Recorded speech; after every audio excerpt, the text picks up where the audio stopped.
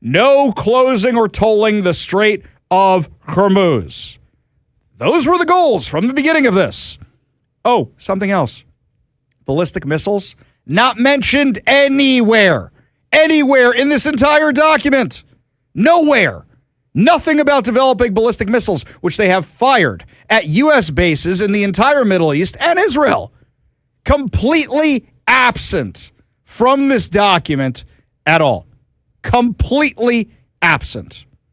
2, the United States of America and the Islamic Republic of Iran undertake to respect each other's sovereignty and territorial integrity and refrain from interfering in each other's internal affairs. That means if Iran wants to kill 42,000 protesters, hey, U.S., you don't get to say anything about it. You don't get to do anything about it. We get to kill who we want. They're our people. Number 3, the United States of America and the Islamic Republic of Iran commit to negotiating and achieving the final deal in a maximum of 60 days, extendable by mutual consent. So what is this, another ceasefire for 60 days? Is that what this is? Okay, there's a timeline on this thing. Extendable by mutual consent. So this is irrelevant because this thing could just be bumped by Iran and the U.S. going, all right, let's punt it a little bit. 4, immediately upon signing of the MOU, the United States of America will begin the removal of its naval blockade and... Whoa. No. Did we get the nuclear dust?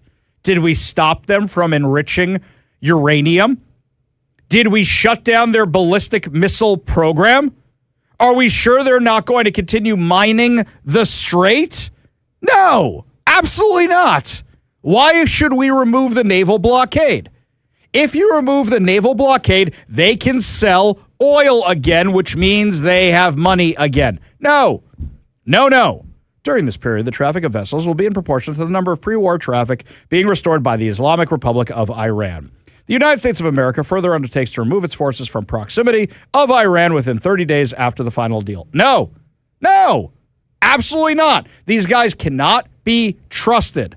Why would you pull all your forces out? No. Upon signing of this MOU, the Islamic Republic of Iran will make arrangements using its best efforts for the safe passage of commercial vessels with no charge for 60 days only. So that means they want to charge vessels after that? The traffic of commercial vessels will immediately start, and considering the need for removing the technical and military obstacles in demining by the Islamic Republic of Iran, will be instated within 30 days. So you want the money to pay for your military from the tolling. Is that what you want? They say the Administration of Maritime Services of the Strait of Hormuz will be in discussion with other Persian Gulf states in line with applicable international law. Now, there's one saving grace here where those countries don't want tolls on their ships, so they may shut this down and not allow it. But right now, you get to toll the strait, apparently. The United States of America undertakes with regional partners to develop a definitive, mutually agreed plan with at least $300 billion for the reconstruction and economic development of the Islamic Republic of Iran. So we had to go in there and blow you up because you're a bunch of terrorists. Now we have to rebuild your country, and we get nothing for it? No, thank you. Absolutely not. So who's giving you the $300 billion? Is it the U.S.? Is it Gulf states? Is it by lifting sanctions, which now you get the money for your economy and you're the number one state sponsor of terror, so you're going to go back to funding terror? No, absolutely not. Absolutely not. Next, the United States of America undertakes to terminate all types of sanctions. Did we get the nuclear stuff? Did we get the nuclear stuff at all? No? Then why are we removing the sanctions? Including United Nations Security Council resolutions, IAEA Board of Governors resolutions, and all unilateral U.S. sanctions, primary and secondary, an agreed-upon start schedule of the final deal. No. If you give up your nuclear weapons, if you give up your ballistic missile program, if you stop funding terror, well, think about it. The Islamic Republic of Iran reaffirms it shall not procure or develop nuclear weapons. Reaffirms? You guys have been lying for decades. Why would we believe anything you say right now? Oh, by the way, with that $300 billion, who's making the investment in Iran? You think the Gulf states want to make investments in Iran? No, but you know who does? Russia and China. So you have now opened up the door for Russia and China doing investments in Iran to rebuild the country so they can have a foothold in the Middle East. No, absolutely not. So now you're saying, oh, we pretty promised not to develop nuclear weapons. No. The United States of America and the Islamic Republic of Iran have agreed to resolve disposition of stockpiled enriched material pursuant to a mechanism that will be mutually agreed upon in accordance with a schedule mentioned in paragraph 7, with a minimum methodology to be downblending on site under the supervision of the IAEA. 2, the two parties also agreed to discuss the issue of enrichment and other mutually agreed matters related to the Islamic Republic of Iran's nuclear needs based on a satisfactory framework being agreed upon in the final deal. No, absolutely not. So I make sure I got this right. You guys are now proposing a memorandum of understanding, which is worse than Barack Obama's deal.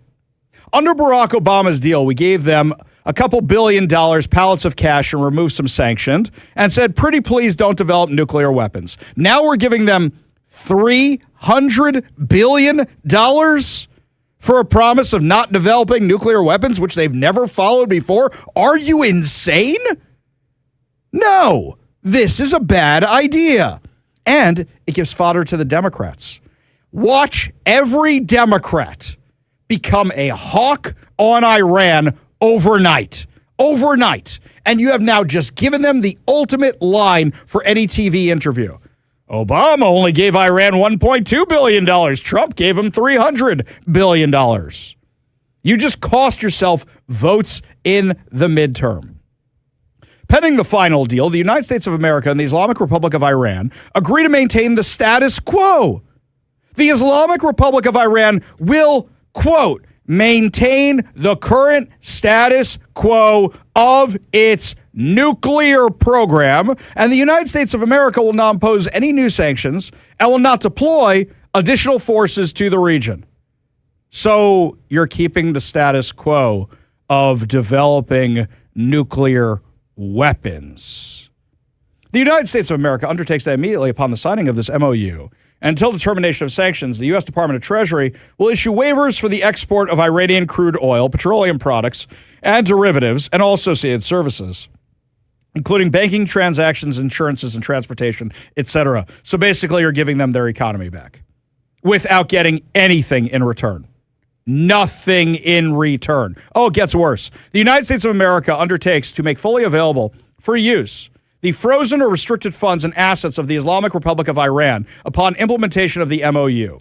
The United States of America and the Islamic Republic of Iran will mutually agree on the procedures related to the release of these funds during negotiations. So now you're releasing sanctions, you're unfreezing accounts, you're basically giving them their economy back.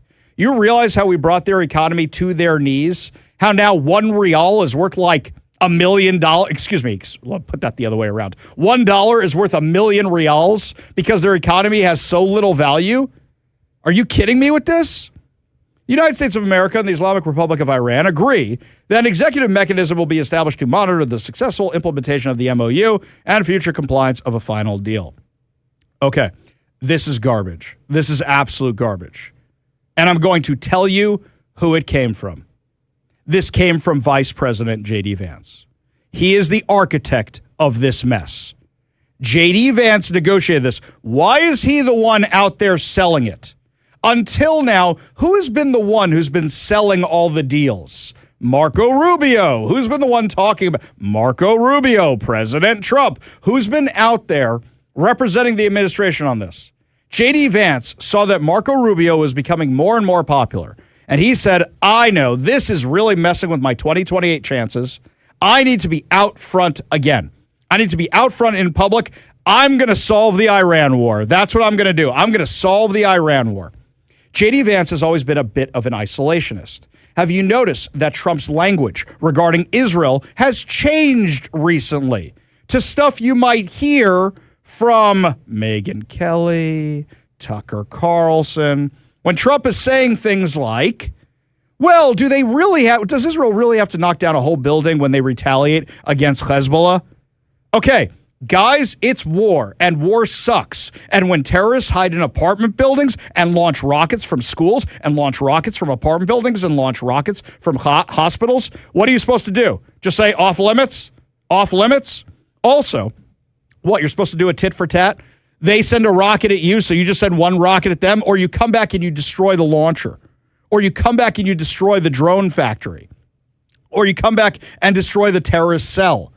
That's how you win. That's how you fight. You come back, as President Bartlett said in the West Wing, with total disaster. That's what you come back with, so they don't even think about hitting you again. That's how you fight a war. This is J.D. Vance isolationism with a little bit of the, well, you know, this is Israel's fault. We got into this because of Israel. That's what this is. You give a foothold to China, you give a foothold to Russia, and you have now given Iran the ability to get all its money back, recover its economy with no changes whatsoever. J.D. Vance is flying to Switzerland on Friday to stand next to the Iranian architect of this, whose name is Mohammad Galbaf. And this guy, I have video of him standing in the parliament of Iran, burning an American flag while chanting death to America, because this guy is one of the heads of the IRGC and has the blood of thousands on his hands. And this is who you're going to go have a signing with and shake the hand and take the pictures with? J.D. Vance may have just killed any chance he had at being elected or being the nominee for the Republicans for president of the United States, because nobody likes this deal.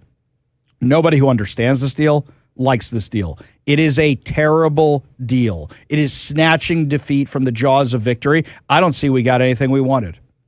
There is one solitary possibility that this isn't as bad as I am making it sound. Just one. And I'll keep coming back to this example. The one possibility is the Abraham Accords. In the Abraham Accords, the first proposal of them was basically giving the Palestinians anything they wanted. And they knew that, Jared Kushner knew that if the Palestinians rejected it, they could go to the Arab world and say, guys, we tried. We gave them everything they wanted. They're not interested in peace. Hey, United Arab Emirates, how about we make peace and forget about this Palestine business? And hey, Bahrain, Morocco, all you other countries, let's do that. And it worked. Unless this is something in the Arab world where you're saying, guys, we tried. But the Arab world hates Iran.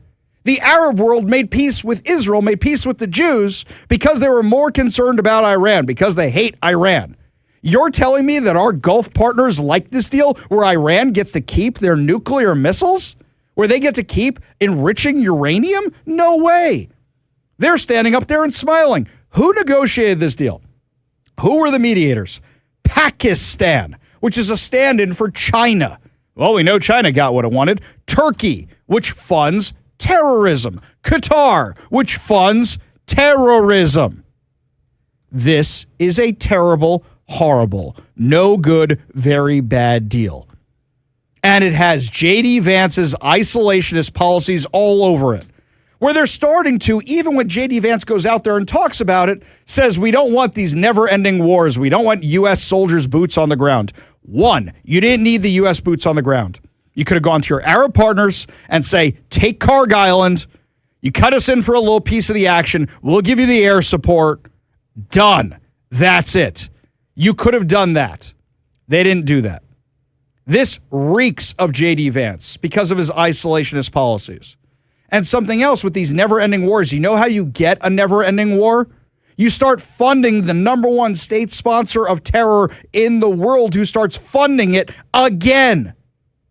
I do not see a single good thing about this deal at all. It was so bad, as a matter of fact, that at the G7 summit today, when this whole thing started at the G7 summit today, do you want to know how bad it was? Peter Doocy, who is, I'd say he's on our side because he's from Fox, right? This is what he said to President Trump in front of the entire international media and all the world leaders. A wise man once said in January of 2020, Iran never won a war, but never lost a negotiation. that wise man. Who said that? Donald Trump. Oh, that's what I thought you were going to say. So how do you go back to the United States and convince a skeptical American public that this deal is a look, win? Exactly. Because Iran cannot be trusted. Is there a way Trump can pull a rabbit out of his hat? I tell you, I am hoping that Thursday night, Friday morning, we hear that Air Force Two is not taking off. We hear that it is not going to Switzerland. And they say, guys, we tried.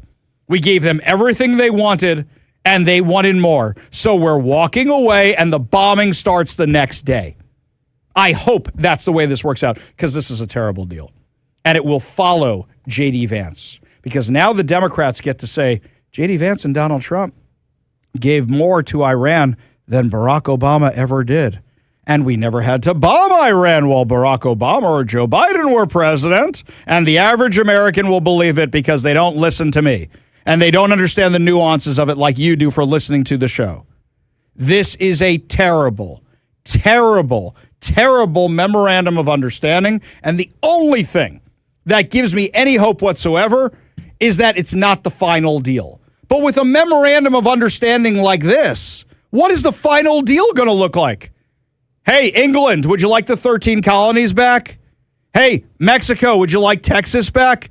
Hey, Iran, would you like Washington, D.C.? What can we give you? The only way this is good is if they're trying to say, we offered them everything. We got flack from Republicans. We got flack from everybody, including Ari Hoffman. This was such a bad deal. We tried, guys. We tried. We're blowing them off the face of the earth. That is the only out to this and the only way I will stop being upset over this. When we come back, my friends, we are going to take your calls. We are going to take your texts about this because so many of you want to chime in regarding this deal. I'll also tell you about Katie Wilson absolutely losing the trust of the mainstream media. You're listening to the Ari Hoffman Show on Talk Radio 570 KVI.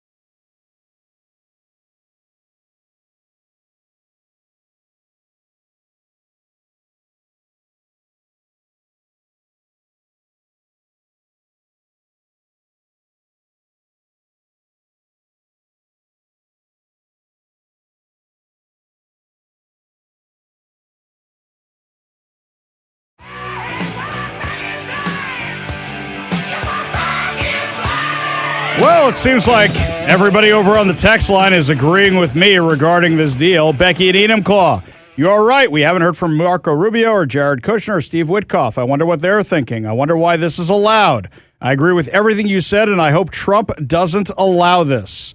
From the 206, this is a United States surrender document, nothing more or less. Larry, go back and listen to what Trump said. We are not giving Iran money. Iran is taking out loans to build the country back again, not United States money. That is not what this says, Larry. That is not what the document says. Now, mind you, it doesn't say the United States is giving them money. It says they are getting $300 billion. Now, depending on which version you have of the MOU, because there are 4 of them out there, but they're all amazingly similar, is it coming from Gulf partners? Is it coming from the loans, like you mentioned? Either way, why are you letting them have access to the money? You want to fix their economy? They can stop being terrorists. They can stop enriching uranium, and then we can move on. Just saying, sure, have $300 billion. What do you think the number one state sponsor of terror, which has been advocating for Hamas and Hezbollah and the Houthi rebels and everybody else, is going to do with the $300 billion? 206 says, don't forget it was different leadership during Obama, and we also bombed the crap out of them. Obama didn't just hand over cash. Yes, he did. Yes, he did. We did nothing of consequence to stop the Iranian nuclear program during Iran. Nothing at all. I promise you. We just didn't. We go to the KVI studio line. Take a call from Joe in Skagit County. Joe, what's going on? Hey, buddy, it's Transit Joe. Oh, Transit Joe. What's up, man? How you doing? We need to fire J.D. Vance, and because this is a horrible deal. We should be telling Iran, we should be thanking our brave men and women in the military who set Iran's nuclear program back dozens of years by working with Israel to take out the nuclear facilities, taking out the scientists, taking out the evil scientists, taking out the Ayatollah who deserved the death penalty for his crimes against humanity. The list of our military successes are great, and frankly, instead of John Dork Vance, we should have Ari Hoffman as vice president. What do you think? I don't want the job of vice president because somebody I heard one time compared it to a warm bucket of spit. So no, thank you. But why wasn't Marco Rubio in charge of this? Why wasn't Marco Rubio in charge of this? Appreciate the call, Joe. Appreciate the vote of confidence. Appreciate you being part of the show. You want to be part of the show, you give us a call or a text at 206-421-5757. That's 206-421-5757.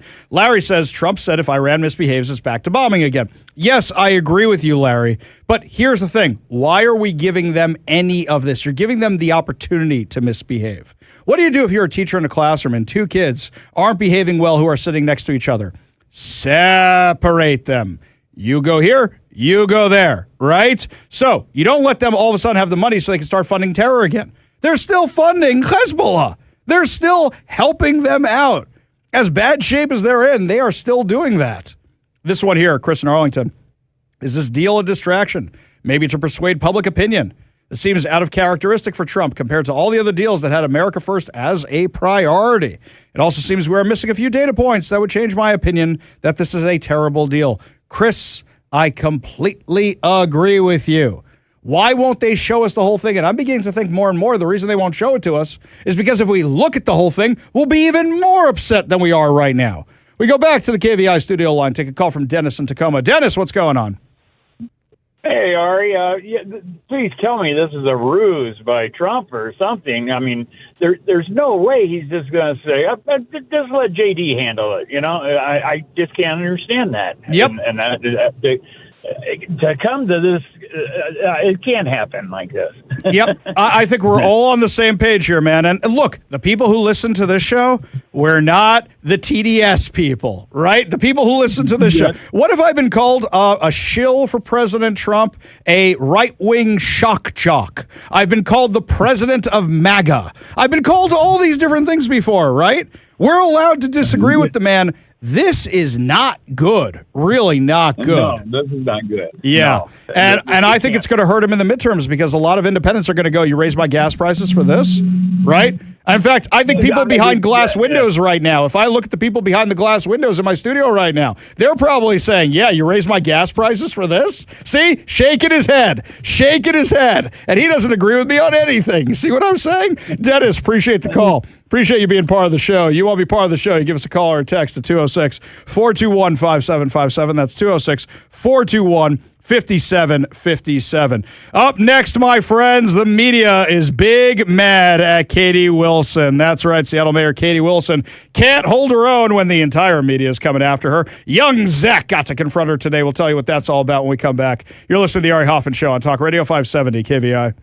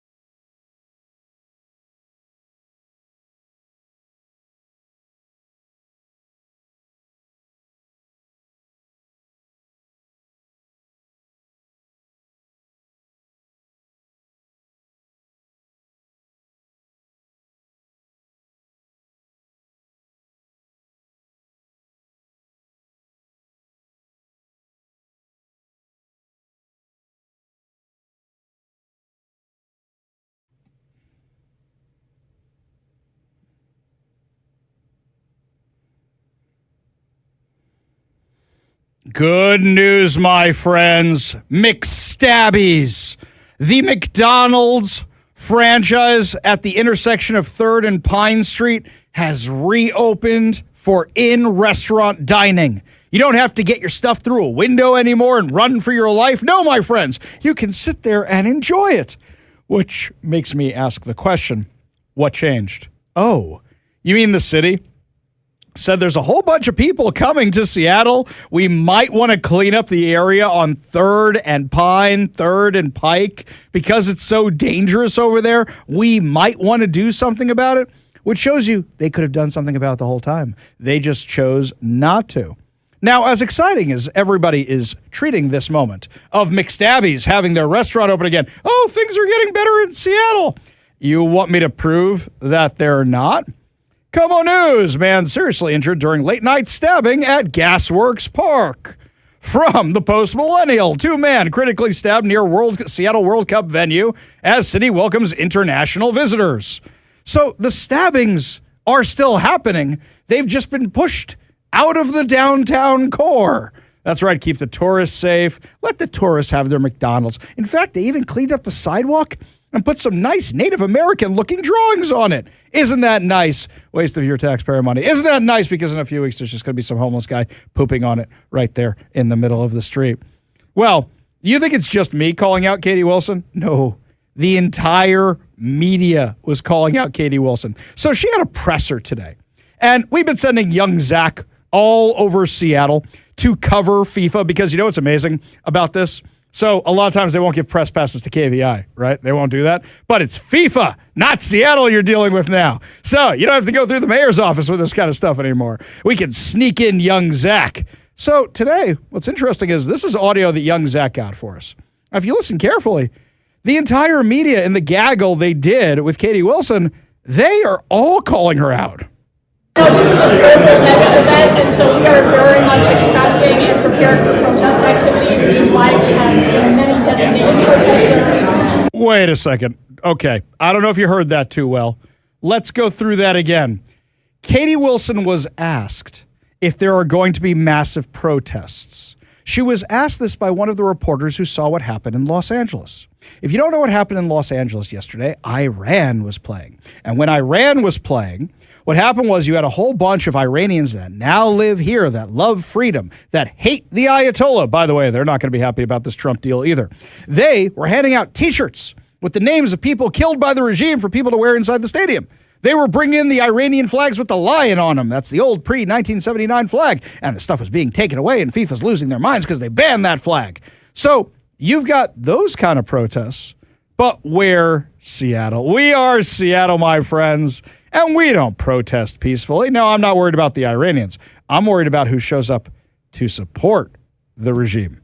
I'm worried about all the Hamas types that might show up. And then Katie Wilson says, we have these protest areas. We literally spoke to young Zach about the protest areas the other day. What are the protest areas? They're these little 4x4 white wrapped fence netting nonsense in the middle of the street. Oh, you think that's going to keep them contained? You think that's going to keep them penned in? Yes, the Seattle Antifa types, the Seattle Hamas types are going to stay in their little fenced-off area in their protest zones. Yeah, Katie Wilson, I think that's going to work out. Right? In the stadium area, and our law enforcement is very prepared to deal with that in a tough way. Wait, law enforcement's very prepared for that? Hang on a second, Katie Wilson. I thought you wanted to get rid of the police.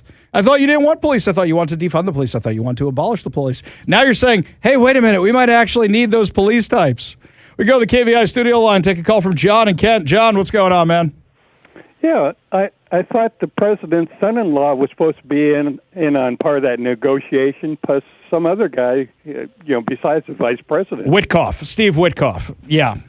Yeah, I'm not the biggest fan of Steve Witkoff, and I wonder who's actually doing the negotiating. It sounds to me like it was J.D. Vance doing the negotiating, and I'm wondering, because here's the thing, Jared Kushner's not part of the administration like he was last time, right? And he came up with the Abraham Accords last time. This time, they basically brought him in to solve a problem, and sometimes you get stuck with the hand you're dealt. built. So what if he walks into the room and they go, well, the vice president just promised us this. You're not even a member of this administration. What are you going to promise us? Yeah, well, it seems to me that the president would know right from the start what the deal was. You'd think, but also here's something else. As much as we love Trump, he's got people who he can't be everywhere at once. He's got people he trusts to negotiate. He sent out Steve Witkoff. Steve Witkoff has done an okay job. I'm not the biggest fan of Steve Witkoff. Jared Kushner hasn't been as involved in this administration as he was in the last administration. And then you've got J.D. Vance, and he's a rookie. And he's going head-to-head with Iran, who, just as we quoted the president before, Iran has never won a war but never lost a negotiation. And those are words of Donald J. Trump. Yeah, I would love to know the involvement. The only way, if this whole thing goes down the tubes and then they go to the Arab countries and say, hey, we tried, then I'll say, yeah, it was Jared Kushner, because that's exactly what he did with the Abraham Accords. John, appreciate the call. Appreciate you being part of the show. You want to be part of the show, you give us a call or text at 206-421-5757. That's 206-421-5757. From Dan, Jedi Master Hoffman. I think the offer being made is on par with what Israel has done multiple times with Hamas and Palestinians. Offer them everything they want, knowing full well that the IRGC is in charge. They're going to reject the deal at the 11th minute of the 11th hour on the 11th day. Hey, I left the door open for that. I left the door open for that possibility. Left that one open here, where maybe that's what they're doing. I don't know, man. Another one from Jeff and Kent. This one also for Jedi Master Hoffman. This deal is so bad, it can't be real. There's a 4D chess game going on here. They're going to pull a bigger version of the beeper ploy of Israel. Oh, wouldn't that be great? Yeah, we're going to have this signing agreement. Would you mind using my pen? Be like the one in, what was that, GoldenEye? Yeah, the first Pierce Brosnan one, where you click it 3 or 4 times, and then that sucker explodes, right? Lots more to discuss as the show continues, my friends. Up next, guess what? If you want to get a business contract from the government of California, looks like you have to be gay, according to Gavin Newsom. I kid you not, it's on the forms. We'll tell you all about it when we come back. You're listening to The Ari Hoffman Show on Talk Radio 570 KVI.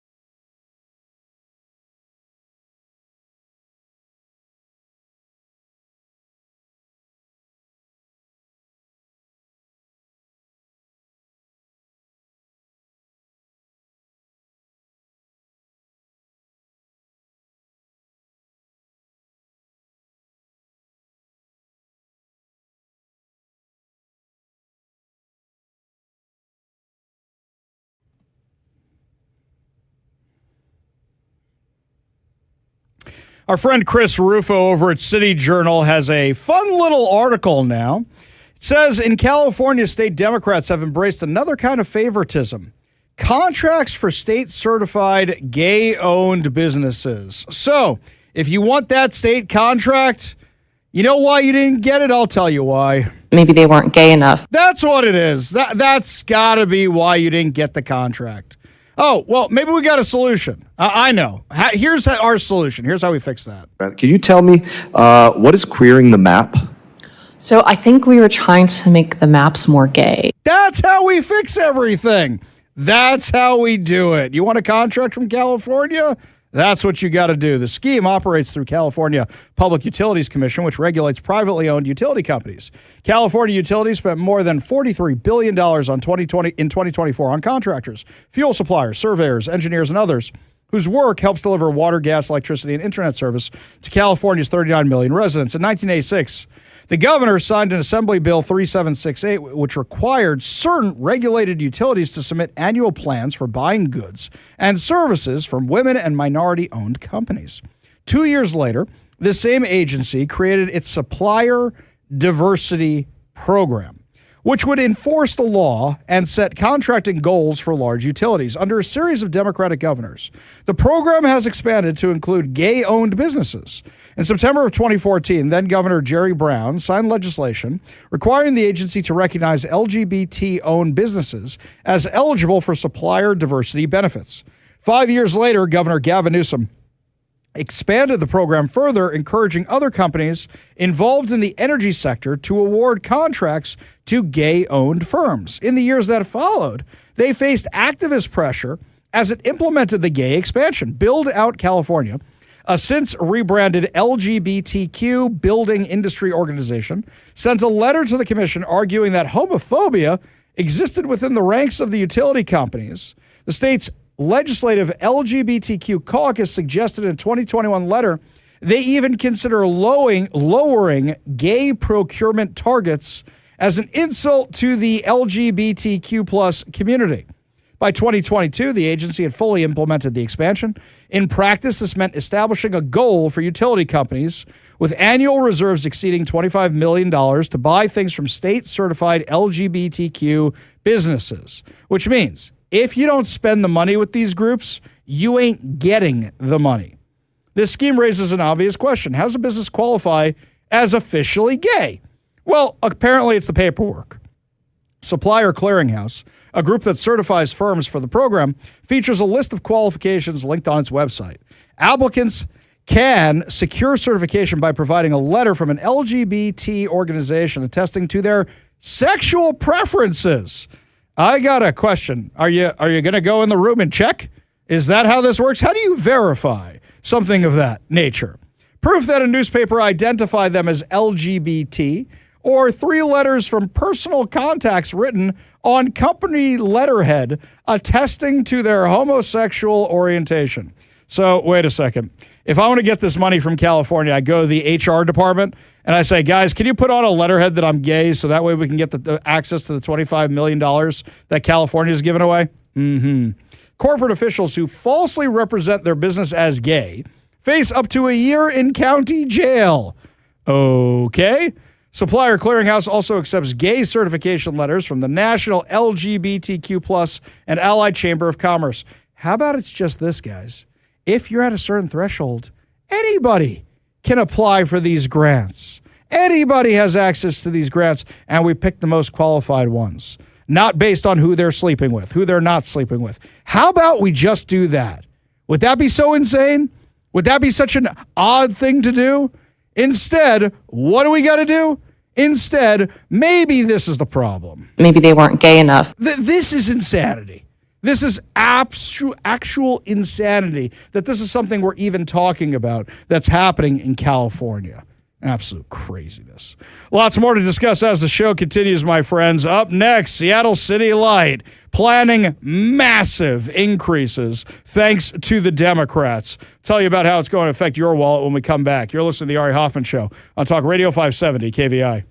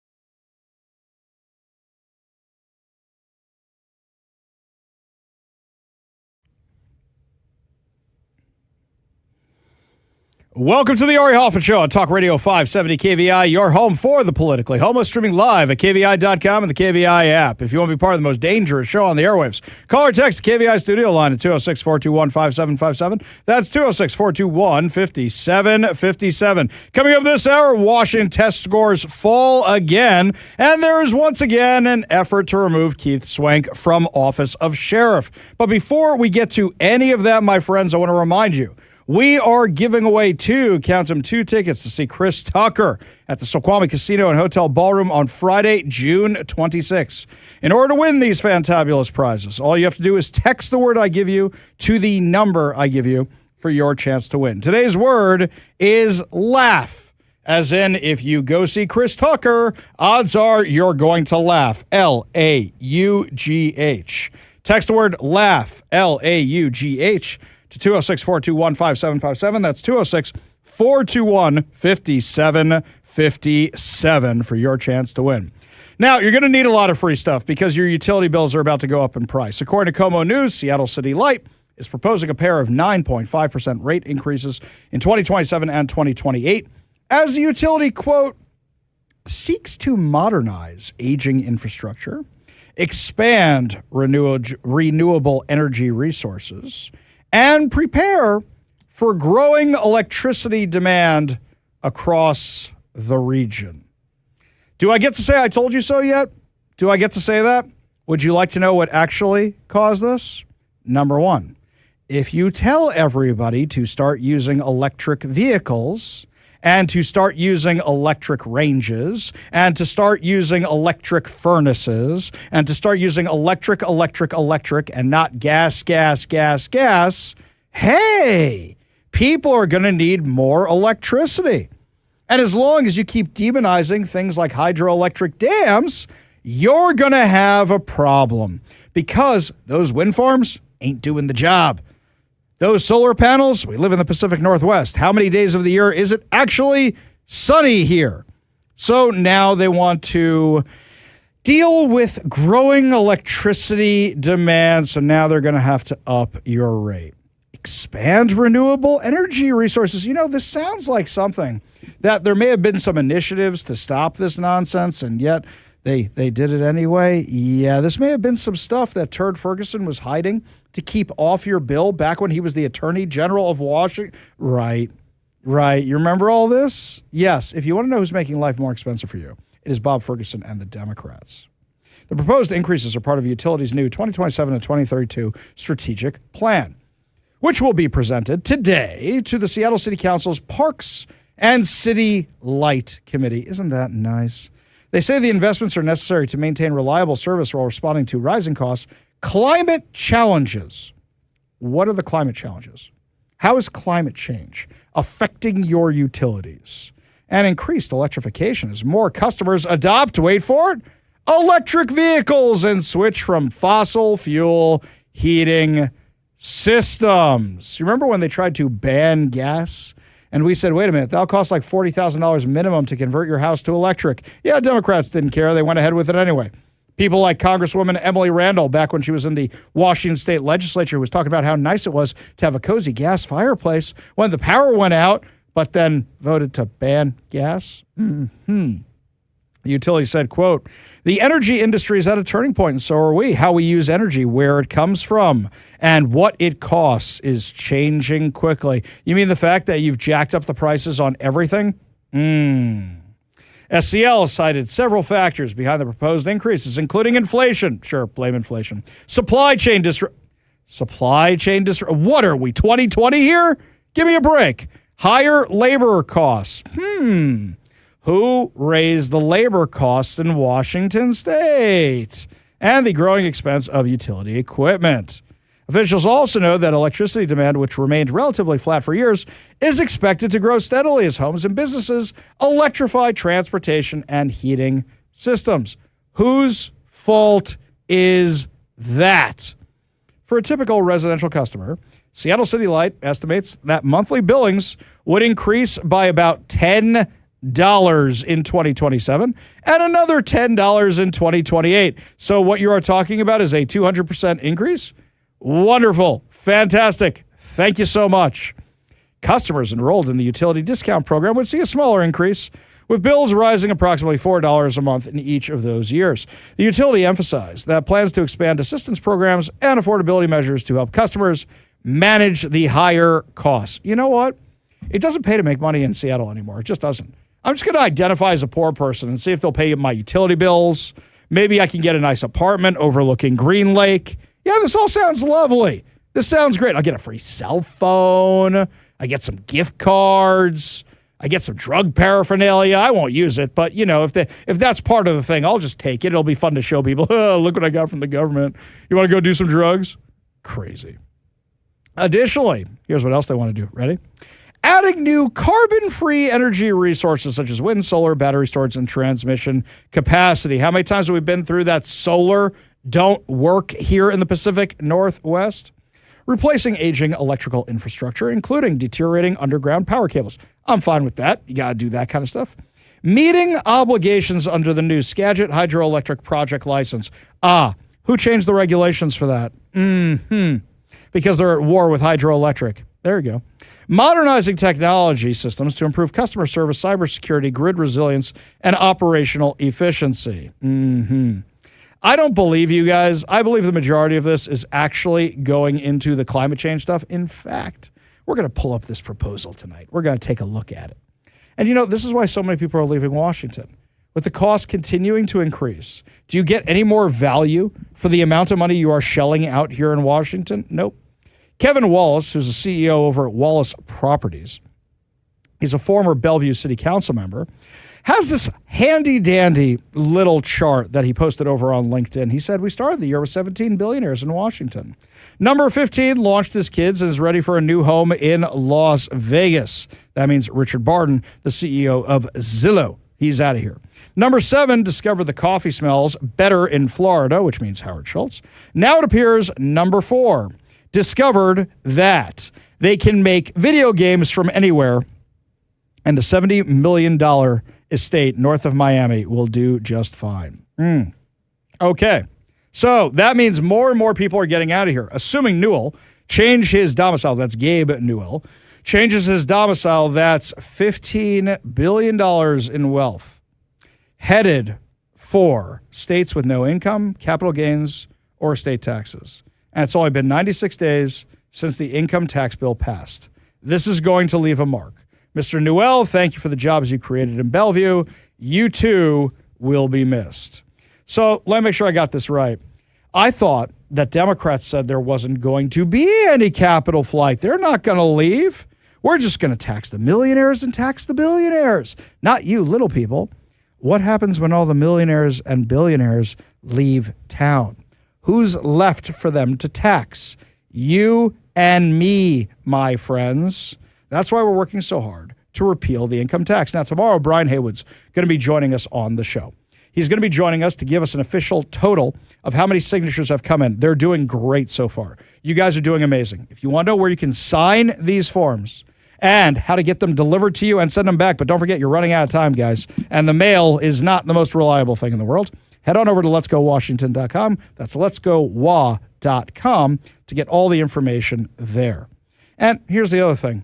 Let's say they do get this income tax across the finish line, these lefty Democrats. Let's say it survives all the challenges and people don't vote to repeal it at the ballot box. Are they good stewards of your money? No, of course not. They lose your money all the time. They lose it. But now they're making excuses for it. I saw this one the other day. So the King County Regional Homeless Authority, they've lost millions of dollars. Millions of dollars. And then what was it? We could do better. We could do better. We like our six-figure salaries, our massive $300,000, $400,000 salaries, even though homelessness has only gotten worse on our watch. So please, you can't fire everybody and shut this thing down and maybe find better uses for the money. No. You got to keep that gravy train running. So we found the problem. We fixed it. And Gurmay Zahalai, who used to be on the King County Council, now is the King County Executive, says, I was on the King County Council. I know you guys didn't fix it because I know you guys sucked back when I was on the King County Council. Even though I voted for it, even though I supported you, even though I defended you, yeah, you guys are not good at your job. So, no, we're not going to go with that. And they go, well, pretty please? I mean, after all, we're your activists. Who's going to vote for you? Who's going to support you? And he says, you know what? You're right. You're right. I'm just going to find some accountant friend of mine. We're going to install him in your office, and he's going to make sure everything's kosher, right? Good. But now we need a line to come up with. What do we tell the little people of King County? What do we tell them? I've got it. Just say you made a mistake. According to Como News, leaders of the King County Regional Homeless Authority defended the agency's financial management after a forensic evaluation found major deficiencies, telling King County Council members that millions of dollars flagged by auditors may reflect reimbursements that were never billed, not missing taxpayer money. So you suck at your finances? You suck at keeping track of money? This is not the own you think it is. This does not improve my opinion of you. This shows if you confuse $8 million. I get worried when my bank account at the end of the month doesn't reconcile by $8. You guys couldn't get it to reconcile by $8 million? The briefing to the King County Council's committee on June 8th came months after April audit detailed significant financial and operational problems at the King County Regional Homeless Authority and prompted some elected officials to call for dismantling the agency. The evaluation found the King County Regional Homeless Authority accumulated $44.7 million negative cash position between December 2023 and July of 2025, identified as a $4.26 million administrative operating deficit and raising concerns of roughly $13 million of public funds that auditors said could not be fully accounted for. So, guys, you still suck at math. Because now you're saying, oh, guys, we didn't lose $13 million. We just lost $8 million. Oh, no, wait. No, that's wrong. Wait. We didn't lose $13 million. We just lost $5 million. Five. The 8, we just did bad bookkeeping on that. We did bad accounting on that. Do-over? Do-over, right? We'll do a do-over. Does everybody call it do-over? Do-over. We're good. Do-over. Are you kidding me with this nonsense? Really? You want to trust these people with our taxpayer? You want to trust these people with solving the homeless when they don't even know where the money went? King County Regional Homeless Authority leadership acknowledged the seriousness of the findings, but pushed back on the idea that taxpayer money had disappeared. Officials focused on about $8 million that the evaluation identified as unreconciled receivables, which King County Regional Homeless Authority leadership said largely stems from expenses that were incurred but not properly billed to Seattle and King County due to accounting and documentation failures that accumulated during the agency's early years. Basically, these are funds that we should have billed to King County and the city of Seattle. So you want me to say, well, since you can't manage your finances well and you didn't bill the people you're supposed to bill, that all of a sudden that means you should continue doing what you're doing? These are the worst excuses ever. Who came up with any of this nonsense? Who came up with this? So now they're saying, well, King County and Seattle owe us money. They actually owe us money. They didn't give us enough money. They didn't give us enough of your millions of dollars. They actually owe us. Spare me. Spare me your nonsense. You're a failed organization. You've accomplished nothing. You know what it should be? Here's the hundreds of millions of dollars you got. How many homeless people you get off the street? How many people you get into treatment? How many people you get into rehab? How many people you find jobs for? How many people did you transition back into normal life? And if that's not the majority of people on the streets, you're doing something wrong and you need to be shut down. Absolutely shut down. What's the other lie they're telling these days? This one, and I can't believe all the news outlets printed the press release. They printed the press release rather than asking the obvious question. I'm just going to read it from Como News because that's the one in front of me. Stable housing is linked to a sharp and lasting drop in jail bookings for people who have experienced homelessness. Really? This is according to King County data. You know, I got this email too. I got this press release also, and I said, oh, that's interesting. Show me the data. Couldn't find the actual data.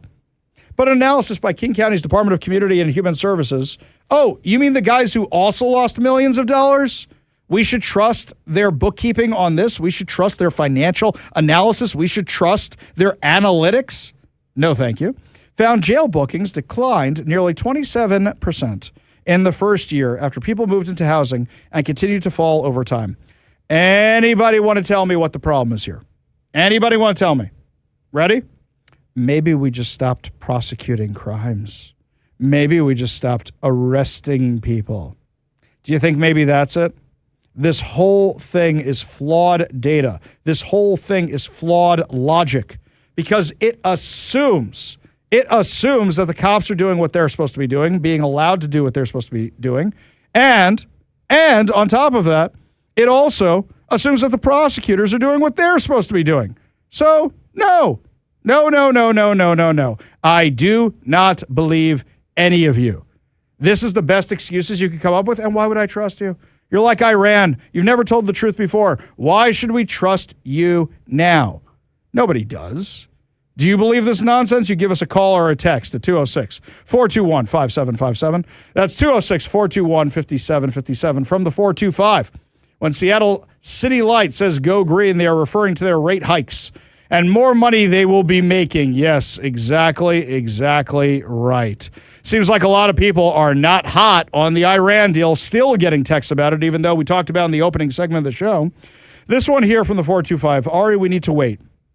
As long as the agreement has absolute verification facts to it, no nukes, no hostile BS through proxies, and opening of the straits, relax. I think Trump is setting up Europe and Arab states to step up and stick it to Iran for them to live up to the agreement. Rebuild Iran, let their Arab neighbors throw in the money. Maybe we are planning on secretly providing weapons to the Iranian people. Okay, all of this is bad. All of this is bad, 425. Do you remember the Iran-Contra fiasco? That was on our watch too, okay, guys? Let's not go down that road again. And you think Europe's going to manage this stuff? They're doing a bang-up job with Ukraine. No, who are they going to call when there's a problem? And also, I don't see the verification here.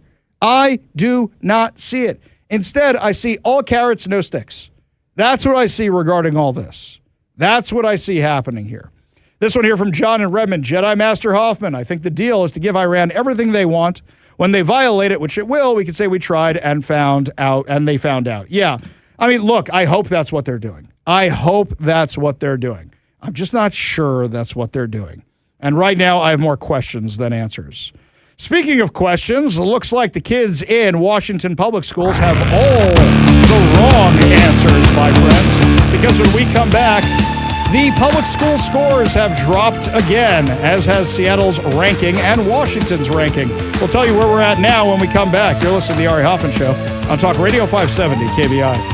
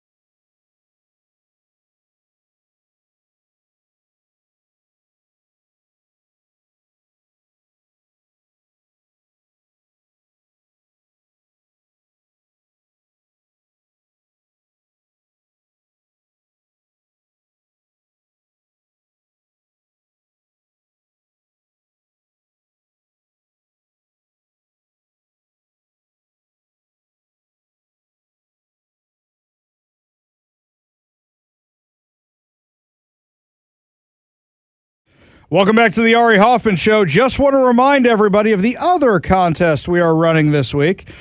Now is your chance to win 4 tickets to the Bremerton Air Show on July 12th. That's right, my friends. The Bremerton Air Show is taking flight July 11th through 12th at the Bremerton National Airport. It's a celebration of classic military aircraft and world-class aerobatic performers. And guess what? We're going to be out there on the 12th. That's right. You can come see me. I will shake your babies and kiss your hands. Wait, that's not right. I will shake your hands and kiss your babies. That's right. So come out and see us at the Bremerton Air Show, July 11th through 12th. Now, the way you enter to win these fantabulous prizes is you head on over to kvi.com right now. At KVI, you go to the contest page, and you scroll down, enter your information for your chance to win. This is a web contest only. We go to the KVI studio line, take a call from John in Linwood. John, what's going on? Hey, Ari. John, turn down that radio. I'm hearing myself there, man. You do? Oh. Hello. Yes. All right, John, what's going on? Yeah. Well, I used to be before I retired, I was a project manager, and we would do projects up to probably $250 million for buildings in downtown Seattle. And every single dollar was accounted for. I don't know why none of these GMOs are required to do any of that. Well, because they figured out that nobody's checking. There's nobody who's checking, and on top of that, when they say, oh, we ran out of money, they could just go for more, and the Washington taxpayers will just keep voting it for them again and again and again. Times have changed, John. Sorry to tell you. They realized they could just grift it. They don't have to be responsible. Responsibility went out the window with our generations. Appreciate the call. Appreciate you being part of the show. You want to be part of the show, you give us a call or text at 206-421-5757. That's 206-421-5757. Switching gear for a second. This morning, I got a warn notice. Those are the notices that companies file when they're about to lay off a whole bunch of people. Well, I got one this morning that kind of made me happy and then made me sad. First Student, Inc. Do you know who First Student is? You see their school buses all around Western Washington all the time. First Student is that big bus company that services Seattle Public Schools and all these other ones. I've told the story many, many times about how I almost died because of an incompetent bus driver over at First Student, Inc., along with a busload of children. Yes, this actually happened. Drove onto the train tracks while that train was coming down the street. I was 2 seconds from jumping. Oh, you haven't heard this story? Okay. We'll do this for the members of the audience that haven't heard this story. There I was, young Ari Hoffman, full mane of hair, taking a bunch of kids out for a trip in the middle of nowhere to the corn maze at Stocker Farms. You know this one? Stocker Farms, corn maze, haunted. Lots of fun. Go check it out. It's great. Taking the kids out there. What happens? This crazy bus driver shows up to the synagogue. And the crazy bus driver, he does an in-flight safety demonstration for the kids when they get on the bus. I'm like, okay, a little weird. And then proceeds to break his own rules. Blasts the music, starts hitting the brakes in timing with the rhythm. I had to tell him to stop because I was getting whiplash from this stupidity. So this dude drives, and then in the distance we see Stocker Farms. And I'm like, there it is. Thank God. Land is almost there. And what happens? Dude says, I know a shortcut. And I'm like, what are you talking about? What shortcut? It's right there. He goes, no, I got to go around. Long story short, we end up on a backfield, back road in the middle of nowhere. And he does that thing where you stop on the right before the train tracks. You turn off the engine. You open the door. You see if a train's coming. Except this dum-dum did it on the train tracks. So what happens is he opens that door, and I'm sitting in the front seat next to him. All of a sudden, you hear, that train be coming down the track. You see that light. He's trying to back up, but there's cars behind him, and they're not understanding that we're on the tracks. And as he's backing up, those arms of the railroad start coming down on the roof of the bus, so you hear them scraping across the bus, scraping across it. As you're going, trying to back up, cleared it, but then the arm gets stuck on the mirrors of the bus that poke up from the window, so we're only a couple feet away as that freight train goes flying by. This is the early days of cell phones, and enough kids called their parents. So the parents said to me, Ari, wasn't that close? And I go, yeah, another 10 seconds, I would have told them to jump for the emergency exits. And then when I went to First Student, they claimed I was drunk and made up the whole thing. That was their claim. So whenever I hear bad news about First Student, I get very excited. But then I realize not everybody was that idiot bus driver who they refused to hire. And in fact, there's probably some good working people there, and they're losing their jobs. Do you think that the reason First Student is laying off 111 people? By the way, I did reach out to them for comment so they could clarify this. They did not get back to me. I assume I'm not their favorite person. So what happens? They are laying off 111 people. Do you think that's because of declining enrollment, or do you think it's because of something else? Now, one of our listeners sent me an article, and the article is apparently about union negotiations where they voted for higher pay increases. But if you vote for higher pay increases, that money needs to come from somewhere, and you may need to lay some people off in order to pay those salaries. Do you think it's that? Or do you think it's declining enrollment? Give me a call or a text at 206-421-5757. That's 206-421-5757. Because here, according to this new email that went out from Ben Schuldiner, who's the new superintendent of public instruction over at Seattle Public Schools, thousands of kids have left the Seattle Public School District. Now, if thousands of people left the largest district in the state, how many left from the other surrounding areas that First Student also serviced? Ben Schuldiner said when you're $87 million in the hole, you can't just pretend that money grows on trees. He said he identified some areas to make cuts, including a reorganization of the central office and deciding not to fill vacancies. But guys, to fill an to close an $87 million funding gap, you know how you have to do that? You got to close some schools. You got to lay some people off, and the teachers' unions will never let him do it. So what he's going to do is he's going to have to go to the legislature and beg them for money. Now, mind you, the last superintendent of Seattle Public Schools did that, and that just meant more taxes for us. But what are we actually paying for? So according to KUOW, Washington State has slipped once again in national education ranking. The new report from the Annie E. Casey Foundation shows Washington dropped from 27th in the nation to 31st overall. The findings are based on data from 2024. Last year, the state fell another spot. A little over a decade ago, it ranked 20th. So we're really not doing well here, are we?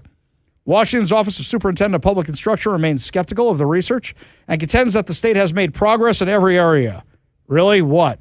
What progress have you guys actually made? None whatsoever. Let's not forget, the latest analysis showed that 70% of 8th graders are not proficient in math. 68% of 4th graders are not proficient in reading. This seems to be getting worse and worse, not better and better. So how'd you do? Where are the areas you actually grew in? Where are the areas you're improving in? You're not. You're not. And this is why kids are leaving the public schools. First Student services the public schools. Do you think that's what's happening, or do you think it's the union thing, or do you think it's something we don't even know about? Because First Student won't get back to my request for comment so we can find out what's actually going on.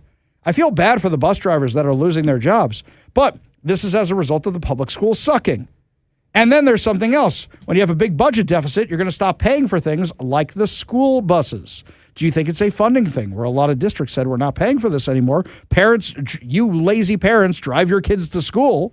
And then maybe that affected it. Look, I drove my kids to school every single day for their entire lives until they got their driver's licenses and could drive each other. No joke. I seriously did that every single day. I'm not paying for no bus. Plus, their school was pretty close. So that wasn't such a big deal. I just went to work right afterwards. And also, that's bonding time. That's bonding time where you get to teach them about your music. You get to brainwash them about your music. That's why all my kids like AC/DC and Metallica. I call that doing parenting right, don't you? Lots more to discuss as the show continues, my friends. Up next, Andrew Giuliani joins us to discuss the White House's role in FIFA, especially here in Seattle. Are they getting along well with Katie Wilson or not? Are those cameras on? Tell you all about it when we come back. You're listening to the Ari Hoffman Show on Talk Radio 570 KVI.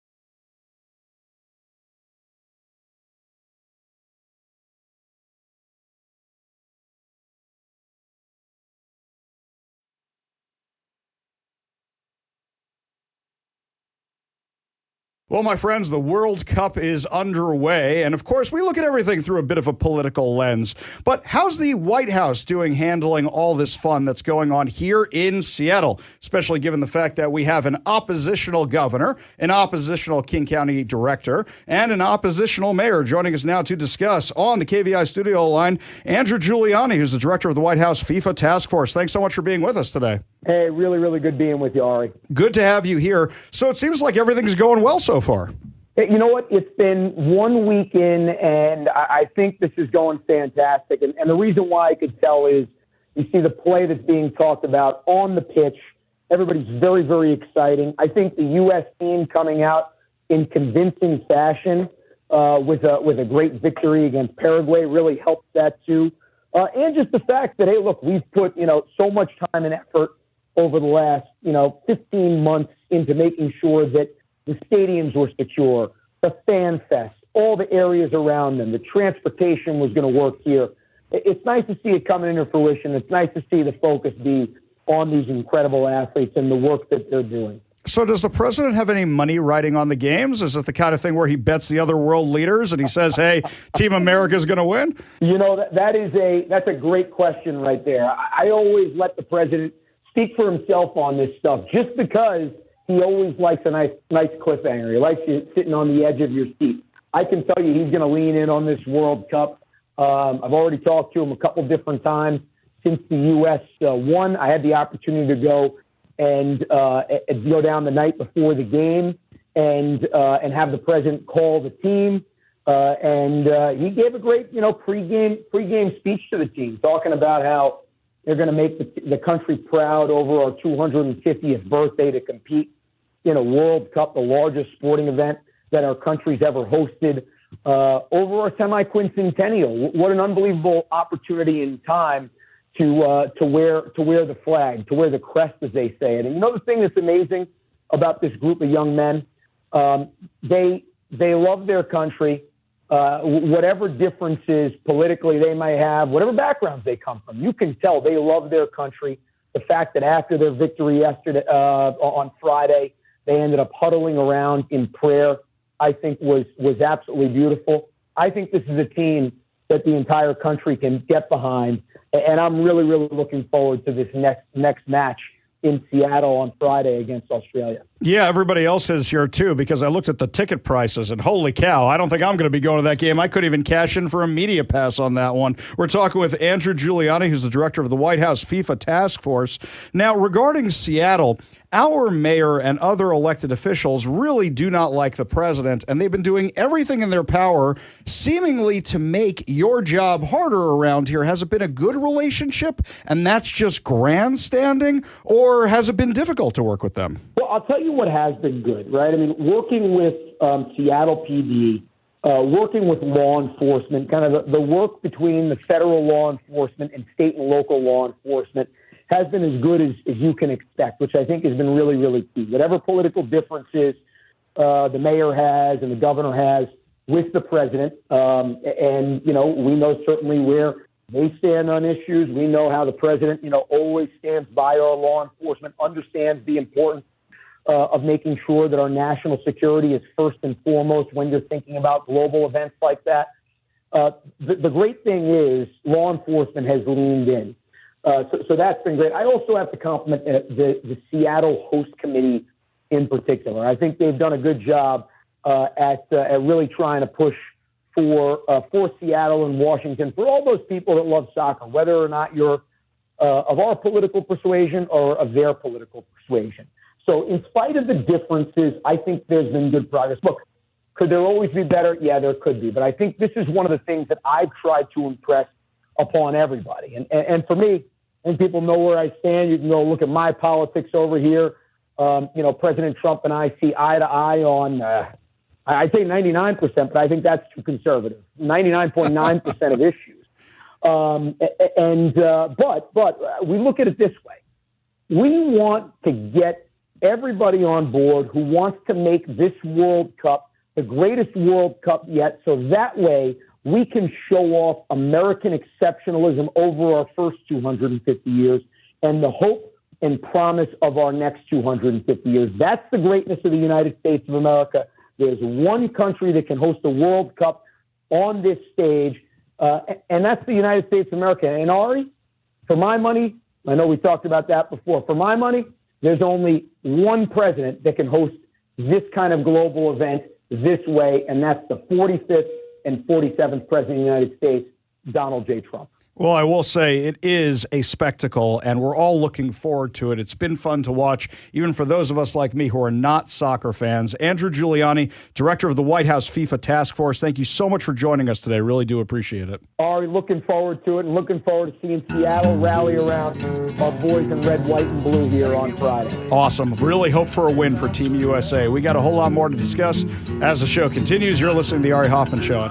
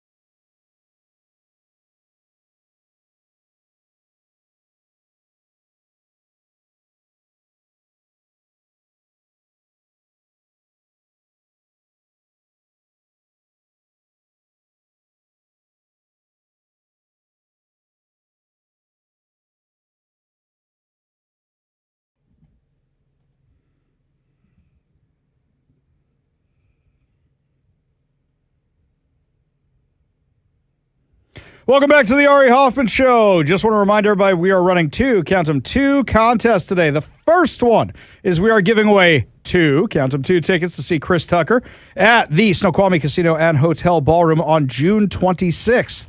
All you have to do to be entered for your chance to win is text the word LAUGH, LAUGH. Text the word LAUGH to 206-421-5757. That's 206-421-5757. As our friend Matt says over on the text line, trying to decide over the Iran deal if he should be laughing or crying. That's right. But okay. The other contest we are running over at the KVI.com is to win four tickets to the Bremerton Air Show, July 11th through 12th. And don't forget, I will be out there in the flesh on July 12th, so you can come see me. I will shake your babies. I will kiss your hands. Wait, got that wrong. I will shake your hands. I will kiss your babies. I will take pictures. I will say hi. And we have a whole bunch of KVI stuff to give out to you. Now, the only way to win tickets to the Bremerton Air Show is going to KVI.com. You go to KVI.com, you sign up while you're there, and that's where you enter to win. Now, the Washington State Legislature did everything it possibly could to get rid of Keith Swank. Keith Swank, sheriff of Pierce County, Washington. The Democrats did not expect him to win. So because they can't win at the ballot box, they are trying to remove him any way they possibly can. So they've passed legislation trying to get rid of the guy, trying to change how you can be a sheriff. They have done everything possible to try and get rid of him. Well, now the Pierce County Commissioners, the 21-member Pierce County Charter Review Commission, a commission that nobody has ever heard of until this issue came up, has decided, you know what? We shouldn't vote on our sheriff anymore. Instead, we should just let the Democrats or whoever it is that's running appoint the sheriff.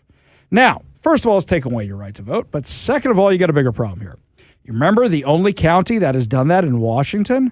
King County. And do you remember a little town called Burien? So Burien said, you know, we've had enough of being Seattle. We've had enough of this homeless insanity. So you know what we're going to do?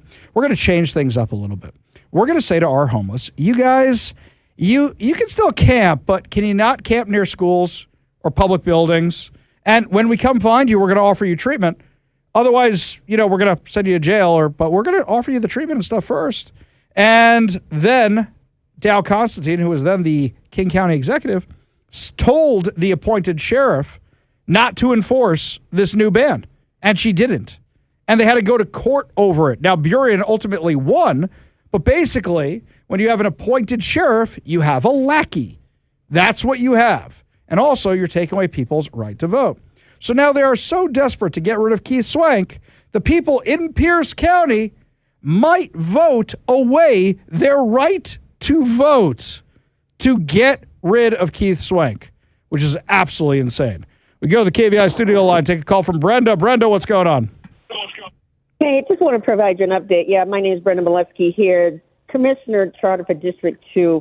Hey, I just want to let everybody know that, yes, we were not successful in regards to preventing this from going towards the ballot, but now it's officially noted it will be going forward to the ballot with the caveat that they added on that this will be an effective date, January of 2027. So what does that mean? That means that if the appointed does get to be approved, January of 2027, Sheriff Keith Swank will not exist anymore. They will be removing him midterm of his term of service. Now, I just want to let everybody know that, you know, the Municipal Research and Service Center, they summarize all of Washington's law, and it states, unless an elected official voluntarily resigns, the recall process is the recognized method under state law for removing an elected official before the next election. So the other reference that we found here, that which we're going to be talking about tonight, because our meeting's tonight, 6 p.m., please go to the Pierce County Charter website. You'll find the Zoom link if you want to go Zoom, but you can be there in person at the Pierce County Annex. University of Washington School of Law, Professor Hugh Spitzer notes that Washington has particularly strict recall requirements and that the recall is the process used to remove elected officials before their term expires. Now, whatever this charter they want to try to do, if they're successful, this is what the results are. The voter's choice is being overridden. The constitutionally protected term of office is being shortened. The amendment conflicts with recall provisions and other constitutional protection. Due process rights are being violated. And that is what's happening, folks. And I just wanted to share that with everybody. Yes, The charter is an unusual egg because we meet every 10 years, but people need to understand that whatever they vote for is going to last for 10 years. Well, So here's we something just need else, to make the Brenda. right They would literally be in the same situation as King County. They would be in the exact same situation as King County, where now you're under the Pierce County executive. And last time I checked, he's not exactly the most even-handed individual. And that's somebody who could appoint this person. But you also have to think about this for a second, is that they are creating constitutional problems, and this is something that will undoubtedly, if it passes, get tied up in court. Brenda, appreciate all your research, appreciate your perspective, appreciate you being part of the show. You want to be part of the show, you give us a call or a text at 206-421-5757. That's 206-421-5757. Switching gears, saw this report from the Daily Fish Wrapper, as my friend Lars Larson likes to call it, over at the Seattle Times. So, you know, the big Starbucks headquarters that they're not moving out of, that they're so not moving out of, that they're definitely not moving out of to Nashville, that big corporate headquarters? Well, for a while, a whole bunch of retail space has been available in that big corporate headquarters that they're not moving out of, that they promise they're not moving out of, even though they're laying off everybody here. And what they're doing is actually hiring a whole bunch of people in Nashville.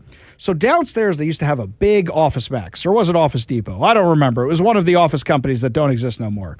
So they had that downstairs in the basement. On the other side, they had this big Whole Foods. Now, what's interesting about that is that whole building used to be Sears. So look at the businesses replacing the businesses replacing the businesses. Either way, moving on, one of these spaces has an interested tenant, a data center.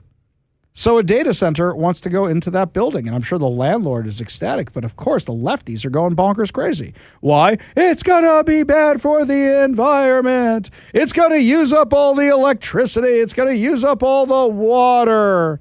Do you guys not want somebody to pay your taxes? Because a company that comes here, even if it's a data center with very few employees, still have to pay taxes for operating in Washington State. Do you not want their tax money? Do you not think there's a way you could solve these alleged power problems or alleged water problems? No. What I don't think these lefty crazies realize is that they're actually shilling for China. China wants us to fall behind in the data wars. China wants us to fall behind in the AI wars. So the issue here is if they can stop more of these data centers, then who gets the advantage? That would be China. And I'm not sure how many of these activists realize they're working on behalf of China. Well, a whole bunch of them think America's terrible, horrible, no good, very bad. So for all you know, they are working on behalf of China intentionally. But now you've got a potential tenant for a building that's about to be completely empty. Starbucks does not own that building. A different company does. And I'm sure they'd love to have a tenant after you activists cost us Starbucks because you guys protested so much and you guys raised the taxes so much that now even a lefty company like Starbucks says we're getting out of here. How much more damage do you guys want to do? So, if they put a data center in at Starbucks, do you actually care? Personally, I feel bad for the landlord in all this. Seattle's politics, Seattle's activist class, cost him his biggest tenant. All those offices upstairs, the roastery downstairs of that building. We helped him move. We showed up that day with a U-Haul to help him move. They cost him this business, and now they're going to cost him another potential tenant. Is it just a war on landlords, or is it just these people don't realize they're useful idiots? Up next, my friends, final hour free-for-all. We're going to discuss the Iran deal and see if there's any good in it. I'm not so optimistic. Tell you all about it when we come back. You're listening to the Ari Hoffman Show on Talk Radio 570 KVI.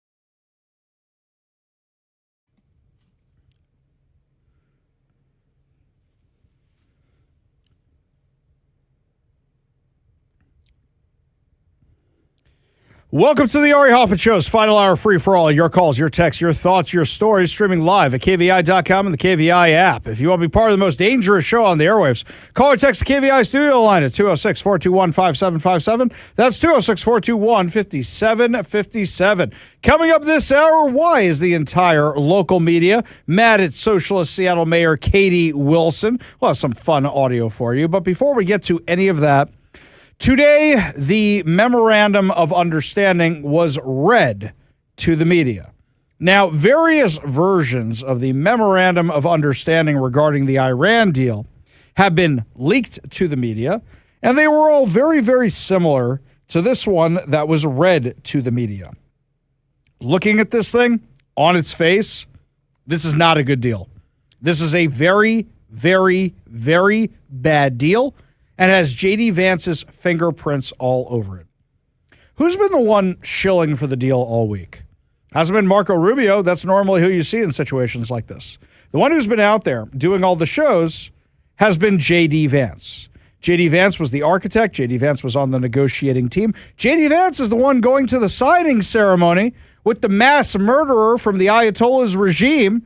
They're going to shake hands, the guy who chants death to America and burns American flags in Parliament, and who is responsible for the deaths of thousands of people. J.D. Vance is going to be in a picture with that guy on Friday. Got the press release about it. That's what's expected. So what actually is in this thing? So, number one, United States of America and the Islamic Republic of Iran and their allies in the current war, by signing this MOU, declare the immediate and permanent termination of military operations on all fronts, including Lebanon. Why are you mentioning Lebanon? They're a terror proxy. Wait, Lebanon's not a terror proxy. Hezbollah. They're the terror proxy, and they're still fighting with Israel. They're still launching drones and rockets into civilian populations in northern Israel. Why is this such a big concern for the regime? Because they're the last terrorist group that still is somewhat active. The Houthi rebels, I mean, really, they've kind of been put in their place, and they're afraid to come out of their little caves. Hamas, almost entirely wiped out. ISIS, yeah, nobody's really paying attention to them. Syria fell under new leadership. Iran is running out of friends, and they want to keep their terrorist organization intact. As the number one state sponsor of terror, the fact that they are concerned about Hezbollah in Lebanon has me concerned about them giving up terror. What were the goals of this war? 1, no nuclear Iran. 2, no ballistic missiles for Iran. 3, no funding of terror. 4, free access in the Strait of Hormuz. Real simple, real easy. They have been clear about this from the beginning. By the way, this entire agreement does not address ballistic missiles at all. At all, at all, at all. And yet, 3 times in the opening paragraph, it mentions Lebanon. Israel's not at war with Lebanon. Israel's at war with Hamas. That's a terrorist group inside of Lebanon. And if you wanted Israel to be involved in these discussions, why isn't Israel involved in these discussions? So, they say they undertake now on not to initiate any war or military operation against each other, and to refrain from the threat of use of force against each other, and ensuring the territorial integrity and sovereignty of Lebanon. There we go again. Lebanon. Why are we talking about Lebanon? Can we focus on Iran? The final deal will confirm the permanent termination of the war on all fronts, including, wait for it, Lebanon. Personally, I think what's happening here is the Ayatollahs, or whoever's left of the Ayatollah, the gay Ayatollah, the dead Ayatollah, the one who's in a coma. I don't know which Ayatollah's left. Anyway, the IRGC, whoever's left of the terrorist organization, is looking out for their terrorist buddies. They're also setting a trap. If Hezbollah launches a few rockets over at Israel, and Israel retaliates by blowing up a terror cell, they could say, see, you violated the agreement. And then the U.S. goes, what do you mean? Israel's not part of the agreement. And they go, we told you to stop them. We told you to stop them. Who wants to tell me that thing about Israel controlling the U.S. or controlling Donald Trump again? Yeah, not a thing. But this shows they are committed to their terrorist ways. It shows they are committed to Hezbollah's survival, because they mention Lebanon 3 times in the opening paragraph.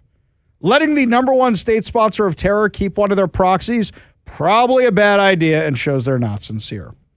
Paragraph 2, the United States of America and the Islamic Republic of Iran undertake to respect each other's sovereignty and territorial integrity and to refrain from interfering in each other's internal affairs. So if Iran wants to execute another 42,000 protesters, you guys don't get to say anything. That's an internal matter. That is for us, Donald Trump. We don't want to hear a word about it. By the way, getting back to the Lebanon thing for a second, have you noticed how President Trump's verbiage has changed? Sounds a lot more like Tucker Carlson or Megyn Kelly. And I noticed that J.D. Vance went on Megyn Kelly's show the other day. Didn't do Ben Shapiro's show. Went on Megyn Kelly's show. Why is he going on Granny Groiper's show? Because I'm a little concerned that J.D. Vance is a bit of an isolationist. We've been hearing a lot of his verbiage while he's been out doing the shows. Actually sounds a lot like the Democrats. No endless wars, no boots on the ground. Do I think we should send boots into Iran? No. Get the UAE to go in there and take out Karg Island and say, you guys can have the oil, just cut us in for a little bit. I think you could do that. But I think what you're starting to hear is, oh, why does Israel have to knock down a whole building when they go after one terrorist cell? Because the terrorist cell is operating in the building. It's a building filled with terrorists. And unfortunately, in war, there are casualties. Regarding these ending endless wars, do you know how you keep an endless war going? By continuing to ensure the survival of terrorist organizations like Hezbollah that's been responsible for the deaths of Americans. I mean, it's sounding a lot like Barack Obama these days. Moving on. The United States of America and the Islamic Republic of Iran commit to negotiating and achieving the final deal in a maximum of 60 days, extendable by mutual consent. Is this going to be like Congress? We need another continuing resolution, another continuing resolution, another continuing resolution? Immediately upon signing of this MOU, the United States of America will begin removal of its naval blockade. Nope. Why are you removing the naval blockade if they still have all the nuclear products in country? Why are you doing that?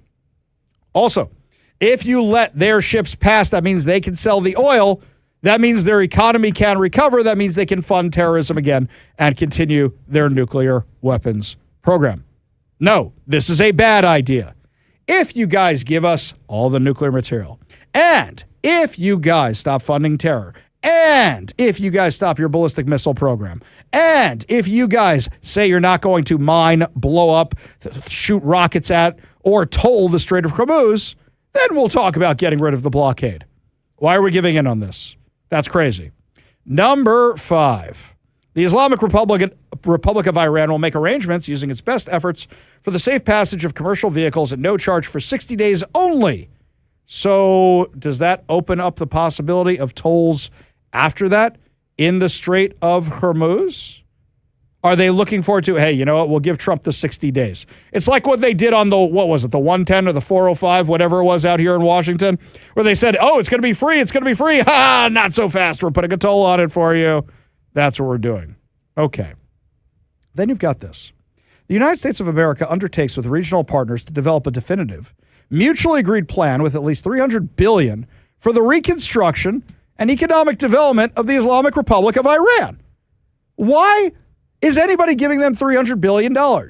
If you give us the nuclear dust, if you stop your weapons program, if you stop developing ballistic missiles, and if you don't toll the Strait of Hormuz, then, yeah, we'll talk about rebuilding your country so you guys could be part of the world economy. And maybe we'll talk to our regional partners about it. Maybe. If you ask nicely and you're not terrorists anymore and you stop executing protesters. Maybe. 7. The United States of America undertakes to terminate all types of sanctions against the Islamic Republic of Iran, including UN Security Council resolutions, IAEA Board of Governors resolutions, and all unilateral U.S. sanctions, primary and secondary, and agreed upon schedule as part of a final deal. So now we're going to get rid of all the sanctions. Isn't that what Barack Obama was doing? Oh, we're going to ease the sanctions, or we're going to unfreeze assets. Between the $300 billion and now this, that's more money than Barack Obama ever gave them. You have just given an argument to the Democrats. You have just completely absolved Barack Obama of the JCPOA, the bad nuclear deal, by saying, hey, Here's what they get to do. They get to go on MSNBC. They get to go on MSNO, whatever they're calling it now. They get to go on CNN and go, oh, you thought it was bad that Barack Obama gave them $1.2 billion? Trump has given them $300 billion. Trump is easing sanctions. You're going to see Democrats become the biggest foreign policy hawks you've ever seen before because of this. Because of this. They're going to say, Trump gave in to Iran. Look how much money he's giving them. Unfreezing assets, removing sanctions, that's giving them money, guys.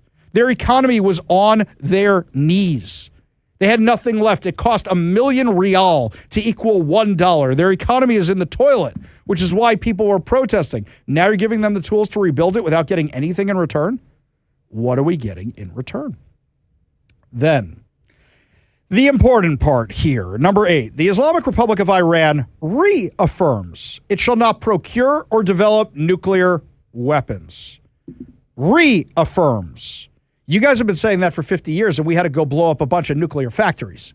So my question is, why are you believing them now? The United States of America and the Islamic Republic of Iran have agreed to resolve the disposition of stockpiled enriched material pursuant to a mechanism that will be mutually agreed upon in accordance with the schedule mentioned in paragraph 7, with the minimum methodology to be blending on site under the supervision of the IAEA. The two parties also agreed to discuss the issue of enrichment and other mutually agreed matters related to the Islamic Republic of Iran's nuclear needs based on a satisfactory framework being agreed upon in the final deal. So, wait a second. They still get to develop nukes? We're going to get rid of all the stuff we blew up, but they still get nukes according to their needs? What does that actually mean? For power? Doesn't take much to enrich that dirty water. Doesn't take much to do that with heavy water, Doesn't take much to enrich that uranium once you have all that stuff for power. For power. It's not for power. We know how this works out. So you're still letting them have nukes. Wait, you're destroying the nukes we blew up, but you're giving them a pathway to new nukes, and they are pinky promising that they're not going to develop nukes even though they've done it multiple times beforehand. Even though they've lied and lied and lied and lied and lied, why would you believe it? They reaffirm their promise. That's nonsense. Next, pending the final deal, the United States of America and the Islamic Republic of Iran agree to maintain the status quo. I'm sorry, what? What status quo? The Islamic Republic of Iran will maintain the current status quo of its nuclear program. What did we do all this for then? And the United States of America will not impose any new sanctions and will not deploy additional forces in the region. So we get to develop our nukes, and you don't get to attack us again. I'm just making sure I'm reading that right. I'm reading it to you as it was presented to reporters in the White House. Next. The United States of America undertakes that immediately upon signing this MOU and until the termination of sanctions, the U.S. Department of Treasury will issue waivers for the export of Iranian crude oil, petroleum products, and derivatives, and all associated services, including banking transactions, insurances, transportation, etc., which means now, we're not going to ease the sanctions right away, but you get to sell all your oil so you can rebuild your economy. Have fun, guys. Go ahead. Go ahead. Go ahead. This is insane. This is absolutely insane. The United States of America undertakes to make fully available for use the frozen or restricted funds and assets of the Islamic Republic of Iran upon the implementation of the MOU. We are unfreezing their assets. Unfreezing their assets. This is terrible and has J.D. Vance's fingerprints all over it. He's more of an isolationist. Like, okay, we beat him up a little bit. Let's go back to our corners. Yeah, this is a bad deal. Now, I know some people are saying, well, there's no reward unless they follow it. That ain't true. I just read to you the amount of things are happening because they signed this document, not because Iran did anything it's supposed to do. Now, the other thing is this is a memorandum of understanding of where we're trying to go for a peace deal. Here's the direction we're heading in. So it's not the final deal yet. And I wonder if they're playing a little 5D chess here. Because are they doing that thing which they did with the Abraham Accords, where they say, look, to their partners in the Gulf, look, guys, we offered them everything. We offered them everything we possibly could. And then they still violated it. Now will you help us? Now will you help us out just a little bit, just a little bit? And I wonder something else here. Who's Iran's allies right now? Iran's allies are China and Russia. When you say rebuild, when you say community partners, when you say regional partners, when you say world partners, does that mean you're giving China access into Iran? Does that mean China is going to be somebody who comes and rebuilds Iran and now has a foothold in that region? How about Russia? Are they going to be involved in this mess? Are they going to come in and be part of this? What about them? On top of that, here's something else. No mention of the ballistic missiles program, which have been launched at all our Arab allies because they have our military bases out there. They've been launched at Israel. They've been launched at the U.S. They've been launched at our bases. They've been launched at the Arab countries.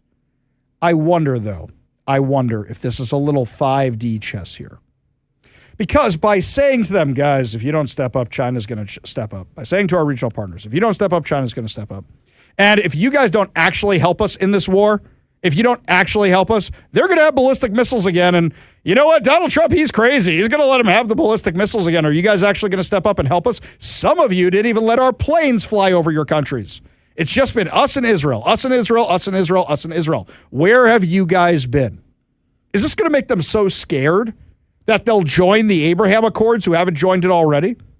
Is this going to make them so scared that they're actually going to participate in taking out Iran?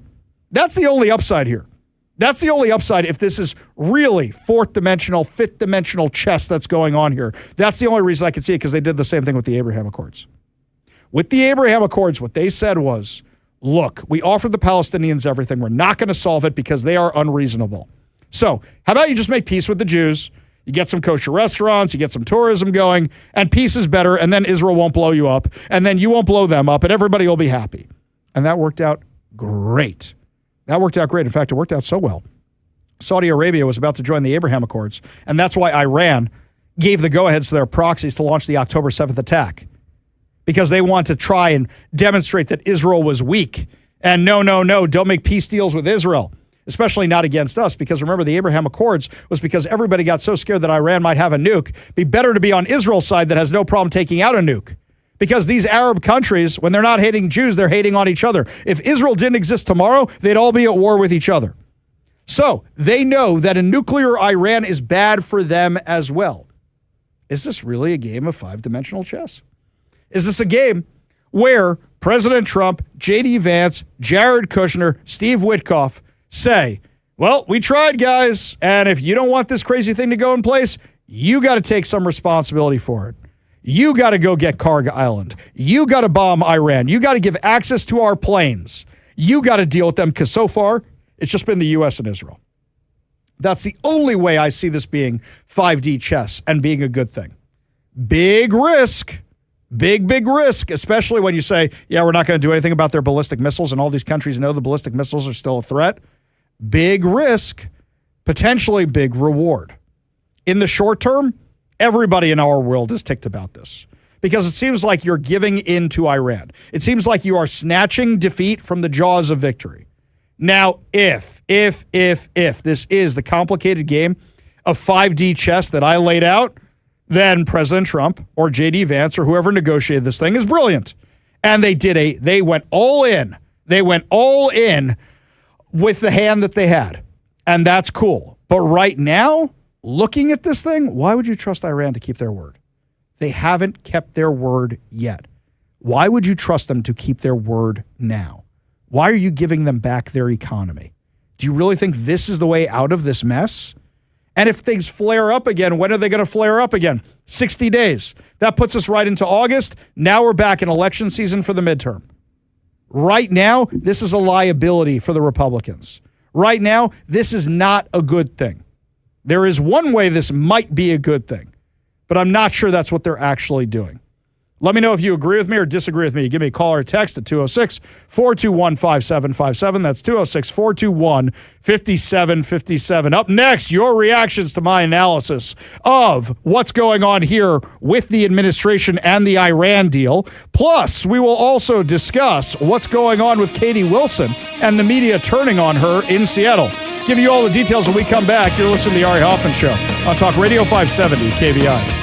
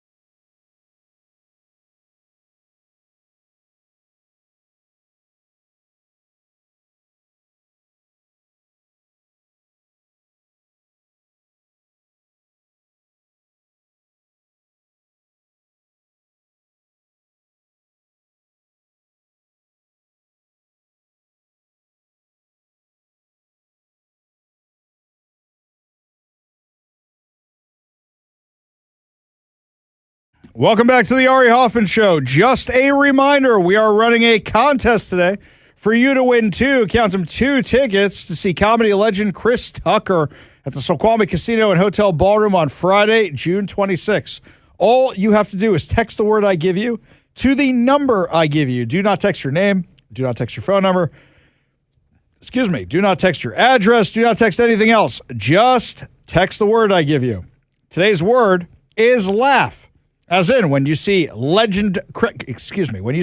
legend Chris Tucker at the Snoqualmie Casino, you will likely laugh. Text the word laugh, L-A-U-G-H, to 206-421-5757. That's 206-421-5757 for your chance to win. Lots of comments regarding the Iran deal. This one here from Gino. Ari, who wrote this? Certainly not J.D. Vance. This is not what has been talked about the past few days. But all commentators kept saying, let's wait till Friday once we get the written document. Oh, yeah? This version is nuts. Gino, you're half right, my man. First of all, this is almost identical to all the versions I said leading up to today, where I said, okay, let's wait till we actually have it. The White House read this to the reporters.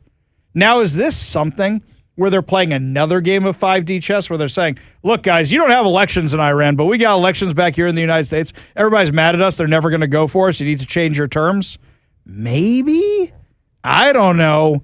But I'm telling you right now, this is almost identical to what we've been saying the last few days. Almost identical. They were earlier drafts is what my guess is. And who wrote this? Of course, it has J.D. Vance's fingerprints all over it. More of the isolationist, more of the not so sure about Israel kind of approach, more of the, yeah, you know what, Tucker Carlson's son works for me kind of deal. There's a lot of J.D. Vance in this thing. I will just say this, Rubio in 2028. This one here from John in Lakewood. Ari, I believe it's a game of 5D chess, as you described, to bring NATO fully into the picture. Also give Iran the rope to completely hang itself. Interesting perspective. We'll see if that's what's going to happen. Bruce, Ari, the Iran MOU is a travesty. We are less than 3 weeks away from our nation's 250th anniversary on the 4th of July. I sure hope that Uncle Sam got plenty of KY on hand before the Ayatollah is going to do awful things to him. So we're not going to read the rest of that, Bruce, because that was pretty graphic. But I see where you were going with that. Okay, this one here, Rob in Port Orchard says, it's the carrot. 60 days to figure out, the rest to get. Don't work. Big stick to follow after the midterms. You're not going to have midterms. You're going to get creamed in the midterms if this is what you have. In fact, the 360 says, if Trump signs this deal with Iran, if true, the Dems will totally crush the midterms voting. I'm hoping it doesn't happen at all. And the U.S. military just finishes the original plan. Why is Marco Rubio not involved in this? Why is it J.D. Vance's? J.D. Vance wanted to distinguish himself and say, look at me, look what I did. And it looks like he was catering to the more Tucker Carlson, Megyn Kelly crowd. Looks like he was catering more towards that crowd rather than actually the America First kind of stuff. Yeah, I'm a little concerned about this. I'm very concerned about this. Look, if Iran refuses the deal and makes any mistakes, we have to go blow them up again, fine. But 60 days, let's do a little bit of math here. July, August. You're now in mid-August. Everybody's coming back, and you are going to be in the heat of political season heading into the midterms. That's where we're going to be. If this goes forward, here's what happens. You're going to watch the Democrats' talking points change. What are the Democrats' talking points going to be? They're going to be, well, see, Barack Obama's deal wasn't so bad. He only gave them $1.3 billion. He only gave them that much money. Trump gave them $300 billion. You literally handed them the talking points. Trump unfroze all the sanctions. That's what you've never seen Democrats so in favor of going head-to-head with Iran and being tough on Iran. I mean, we'll be able to play their clips back and forth and make fun of them, of course. But, guys, you are literally handing the Democrats talking points. In fact, I bet if I clicked over to MSNBC and CNN right now, you'd be seeing all the Democrats saying the talking points I just did. I've been in the studio all day long, but I guarantee you, that this is what they are saying on MSNBC and CNN, and we'll have the clips for you tomorrow. From Randolph in Ravensdale. Ari, great stuff. It's a lot to absorb in drive time. Can you please give your outline main points on your X/Twitter? I want to learn each point tonight so I can judge what I hear from the media tomorrow. Father, you're our only hope. Thank you. You demand. Okay, so I'll tell you what. Here's what I'm going to do. I will slice up my monologue on the Iran deal. I will post it to social media because typing it all out is a lot of work. So I will put the whole thing I will put this entire segment, the last entire segment up on social media so you guys can fight back and forth about the Iran deal and you can internalize all the points. If it is actually 5D chess, I'll be very impressed and I've covered my bases so I don't feel like a dummy head because that is a possibility after all what they did with the Abraham Accords. We'll see. So I saw the media was all talking about how McStabby's opened up the restaurant again. If you don't know that, that's the McDonald's at the corner of 3rd and Pine right over there on 3rd Avenue. And that's where the drug addicts and such always hang out. But for the World Cup, you got to clean that place up. You got to make sure it looks good because the eyes of the world are on us. So all it took was the World Cup coming to town, and they cleaned up the area around McStabby's. All open. Too bad there was a stabbing out at Gasworks Park. There were 2 stabbings out in the Chinatown International District because they're pushing all the violence and all the crazy outside the stadium area. They're pushing it all outside the hotel area, outside Pioneer Square, and they're pushing it all into my area and other areas around here. They're cleaning up all the touristy stuff, pushing it everywhere else. I actually wrote an op-ed for the New York Post that I think is going to be published tonight. I'll double check and see if it is. I think it's going to be published tonight, and when it does, it's about the trip that Jonathan Cho and Andrea Suarez and I took into the encampments on Sunday right before the World Cup. So while Katie Wilson is saying, oh, the world is ready, Seattle's ready, Seattle's ready, Seattle's ready, we're not. We are really, really not. Just say that right there. So I'll send that out tomorrow over on social media if it publishes tonight. Sometimes it publishes the next day. I'll make sure it's out there. Make sure you're following me, Ari Hoffman Official, on Facebook and Instagram, the Hofffather over on X. Up next, my friends, the Seattle media has turned on Katie Wilson. That plus more of your texts and more of your calls. You're listening to the Ari Hoffman Show during the final hour, free for all on Talk Radio 570 KBI.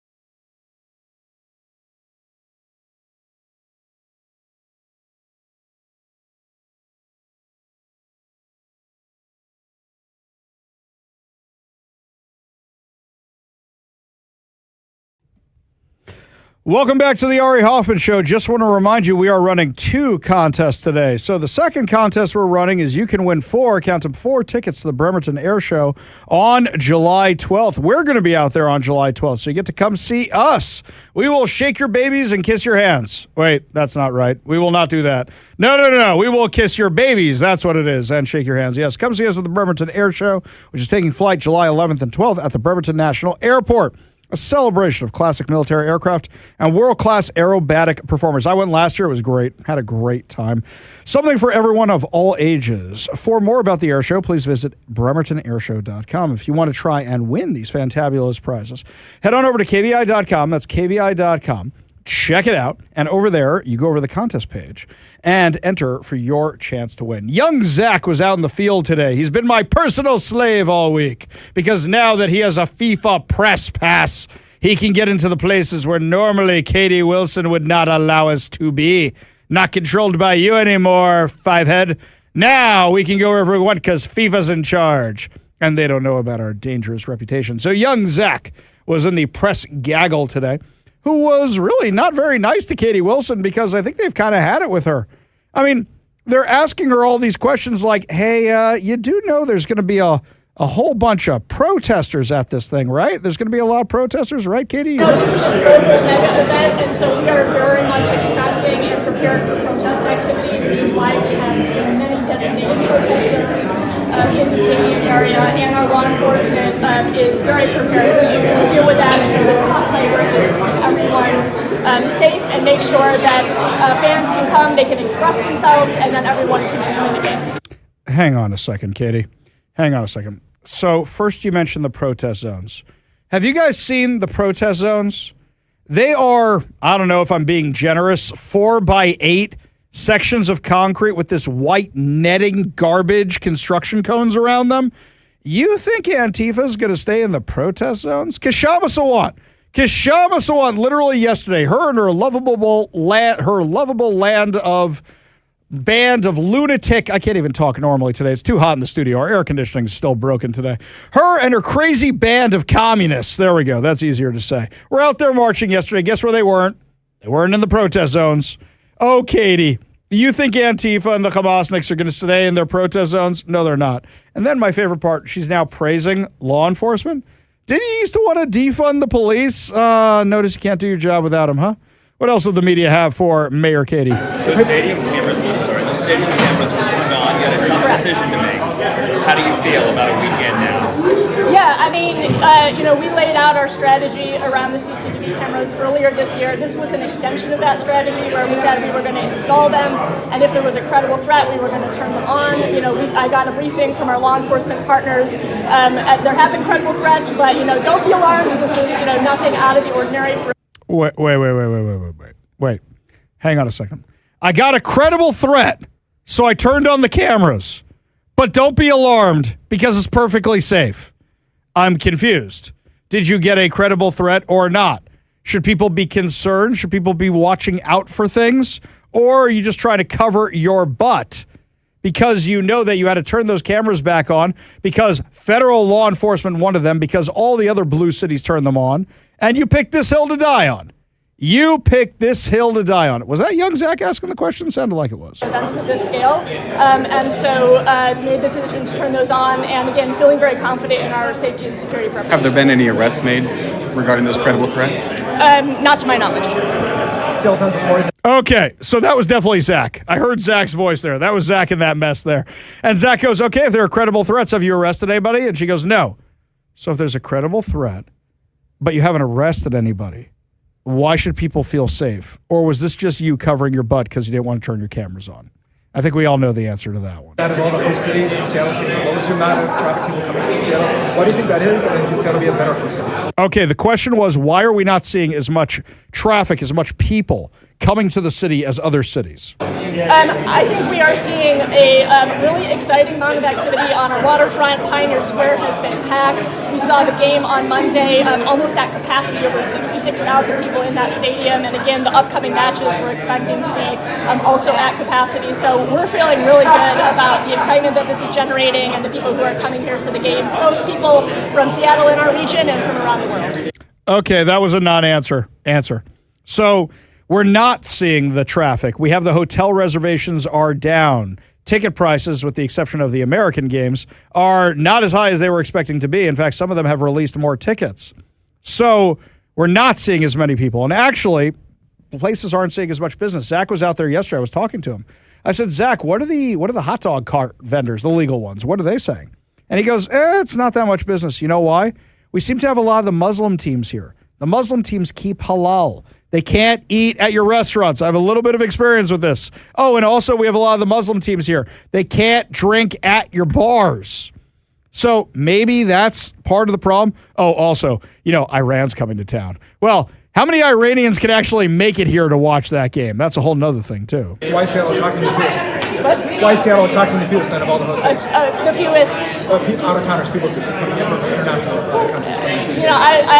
I'm not going to speak to an analysis of that, but I'll just say that our downtown is buzzing, and we're really excited for the activity. I believe you personally attended one of the games, right? Were you at the Monday's I have game? not attended a game yet. Do you have plans to go? I will be attending the game this Friday. We have time for two more. We've seen a significant cleanup in some of the most notorious hotspots here in the city. Some people have complained that they believe the homeless have been moved to other streets, particularly Blanchard and some other areas outside of maybe Pike, 3rd and Pike, 12th and Jackson. Do you have any insight into what's happened and if those people have just been pushed off to other streets? So we've had a focused effort in the Pioneer Square neighborhood that is a collaboration between our service providers and our Downtown Seattle Association, which has really been focused on navigating individuals who have been sleeping unsheltered in that area into shelter with services. That effort has been very successful. Hang on. No, it hasn't. So Andrea Suarez went and checked out the brand new tiny home village. Nobody's living there. Nobody is living there, which means if you're not pushing them into shelters, where are you pushing them? Oh, to neighborhoods like I saw in Chinatown, like over on Blanchard, like in South Seattle. That's where we're actually seeing them. No, your shelter program isn't working. There's nobody in the brand new shelter you opened. You opened it for 75 people. Nobody's in it. At the same time, our unified care team, which does encampment removals when there's an obstruction or public safety hazards, has been continuing its normal work. We're not focusing removal efforts, for the reason of the World Cup. Oh, give me a break. You didn't get rid of them in my neighborhood. You didn't get rid of them in North Seattle. Why are you getting rid of them in that neighborhood? Because that's the one where the world is watching. I don't know what's happening with our international media. Zach texted me earlier this morning. He's like, I'm going to this mayor's press conference. You got any questions for the mayor? And I said, yeah, ask this, and this. He calls me afterwards. He says, Ari, you're not going to believe it. The media turned on her. They were all asking your questions. I didn't even ask your questions because they were asking your questions. Do you think they smell blood in the water? They see that Katie Wilson... They're all hoping for the next viral moment, right? They're all hoping for the next Chris Daniels moment where she says something stupid or her staff pulls her away. That's what they're all hoping for. So you got to ask a good question if you want that. Not, how much do you love soccer? Is soccer the absolute best? They're using their normal protocol to basically prioritize sites based on safety issues or obstructions. Prioritize sites based on safety issues. I don't believe you. Well, follow up to that, Bayside Enhanced Shelter, it's in single digits. And with the housing first model, why isn't it getting filled up so you can treat the needs of those people? Why is it so empty still? It is not empty, so I'm not sure where you're getting your information. It is empty. It is empty. Andrea Suarez took video of it. It's empty. But our permanent supportive housing and our shelter system is operating at capacity. No, it's not. It's empty. It's very full. We are working really hard to bring more enhanced shelter with services online. We just opened up a new 75-unit pallet shelter. That's the one he's talking about. That's the unit he's talking about, and nobody's in the thing. Interbay about a week ago. Really excited about that. And we're going to have more shelter sites coming online in the next few months because that is really what we need, especially for folks who are chronically homeless, is places they can come inside with those supportive services. So either Katie Wilson is lying or Katie Wilson's dumb and doesn't actually know what's going on in her own city. Either possibility. Hey, put your hands together. Might be both of them, my friends. Only good news to wrap up the show. Your good news headlines put a smile on your face heading into your evening commute. You're listening to The Ari Hoffman Show on Talk Radio 570 KVI.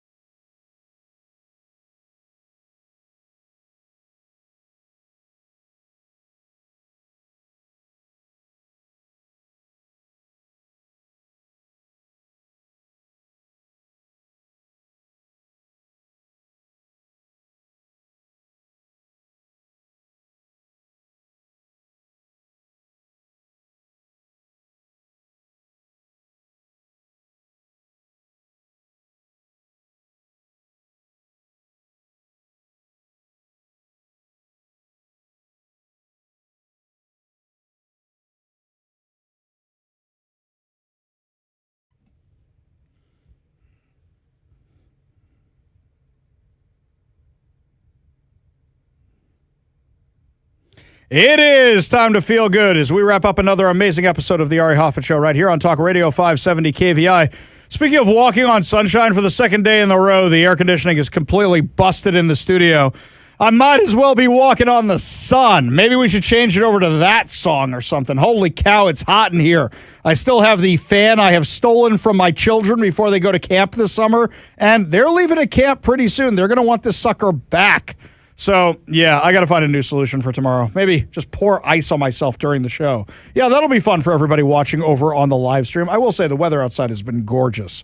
In fact, the weather around here is nicer in the bathroom than it is in the studio. So it's really tempting to just do the show from there tomorrow.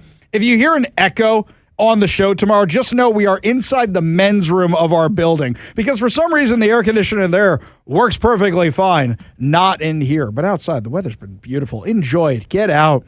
Go do some of the World Cup stuff here. Enjoy it while it's safe. Go to McStabby's. I'm sorry, McDonald's on 3rd and Pine. Go on down there and enjoy it. Meanwhile, in other good news, the Seattle Aquarium has welcomed Tandu, a humphead wrasse confiscated from wildlife traffickers. Okay, this looks like the big blue dumb fish in Finding Nemo. You know which one I'm talking about. That's that kind of fish. In his new home in Ocean Pavilion, where he now shares the reef habitat with thousands of tropical fish. Now, when I saw this guy at the aquarium, when I went to check out the aquarium a few weeks ago, I thought it was computer. I thought it was fake. I didn't know they actually look like this. I thought they were just showing fish from Finding Nemo. Nope, he's real. Tandu arrived from the Singapore Oceanarium, where he lived for 4 years. Before that, he spent about 2 years at Ocean Park, Hong Kong, after being rescued following an illegal import into Hong Kong. Because Tandu was confiscated from wildlife traffickers, officials cannot determine his source location, making it impossible to return him to the wild. I assume they're not trafficking him to eat him. People just want to keep him that badly? Tandu was subsequently transferred to the Singapore Oceanarium before moving to Seattle. Quote, "We're ecstatic to welcome Tandu to the reef alongside his new neighbors. Our team has spent the last several months preparing him for the move through dedicated care and target training, ensuring he's comfortable and confident in his new environment. Did you help him open a bank account? Did you help him get rent on his apartment? I mean, it sounds a little bit more complicated. He's a fish. Throw him in the water." Tandu is a fantastic addition to the habitat. I will say, it is so cool it looks computer generated. In addition to serving as an ambassador for his endangered species, Tandu is contributing to conservation research through Saving Face. Well, that's appropriate because he's got a giant face, which aims to detect and prevent the trafficking of the humphead wrasse, according to the aquarium.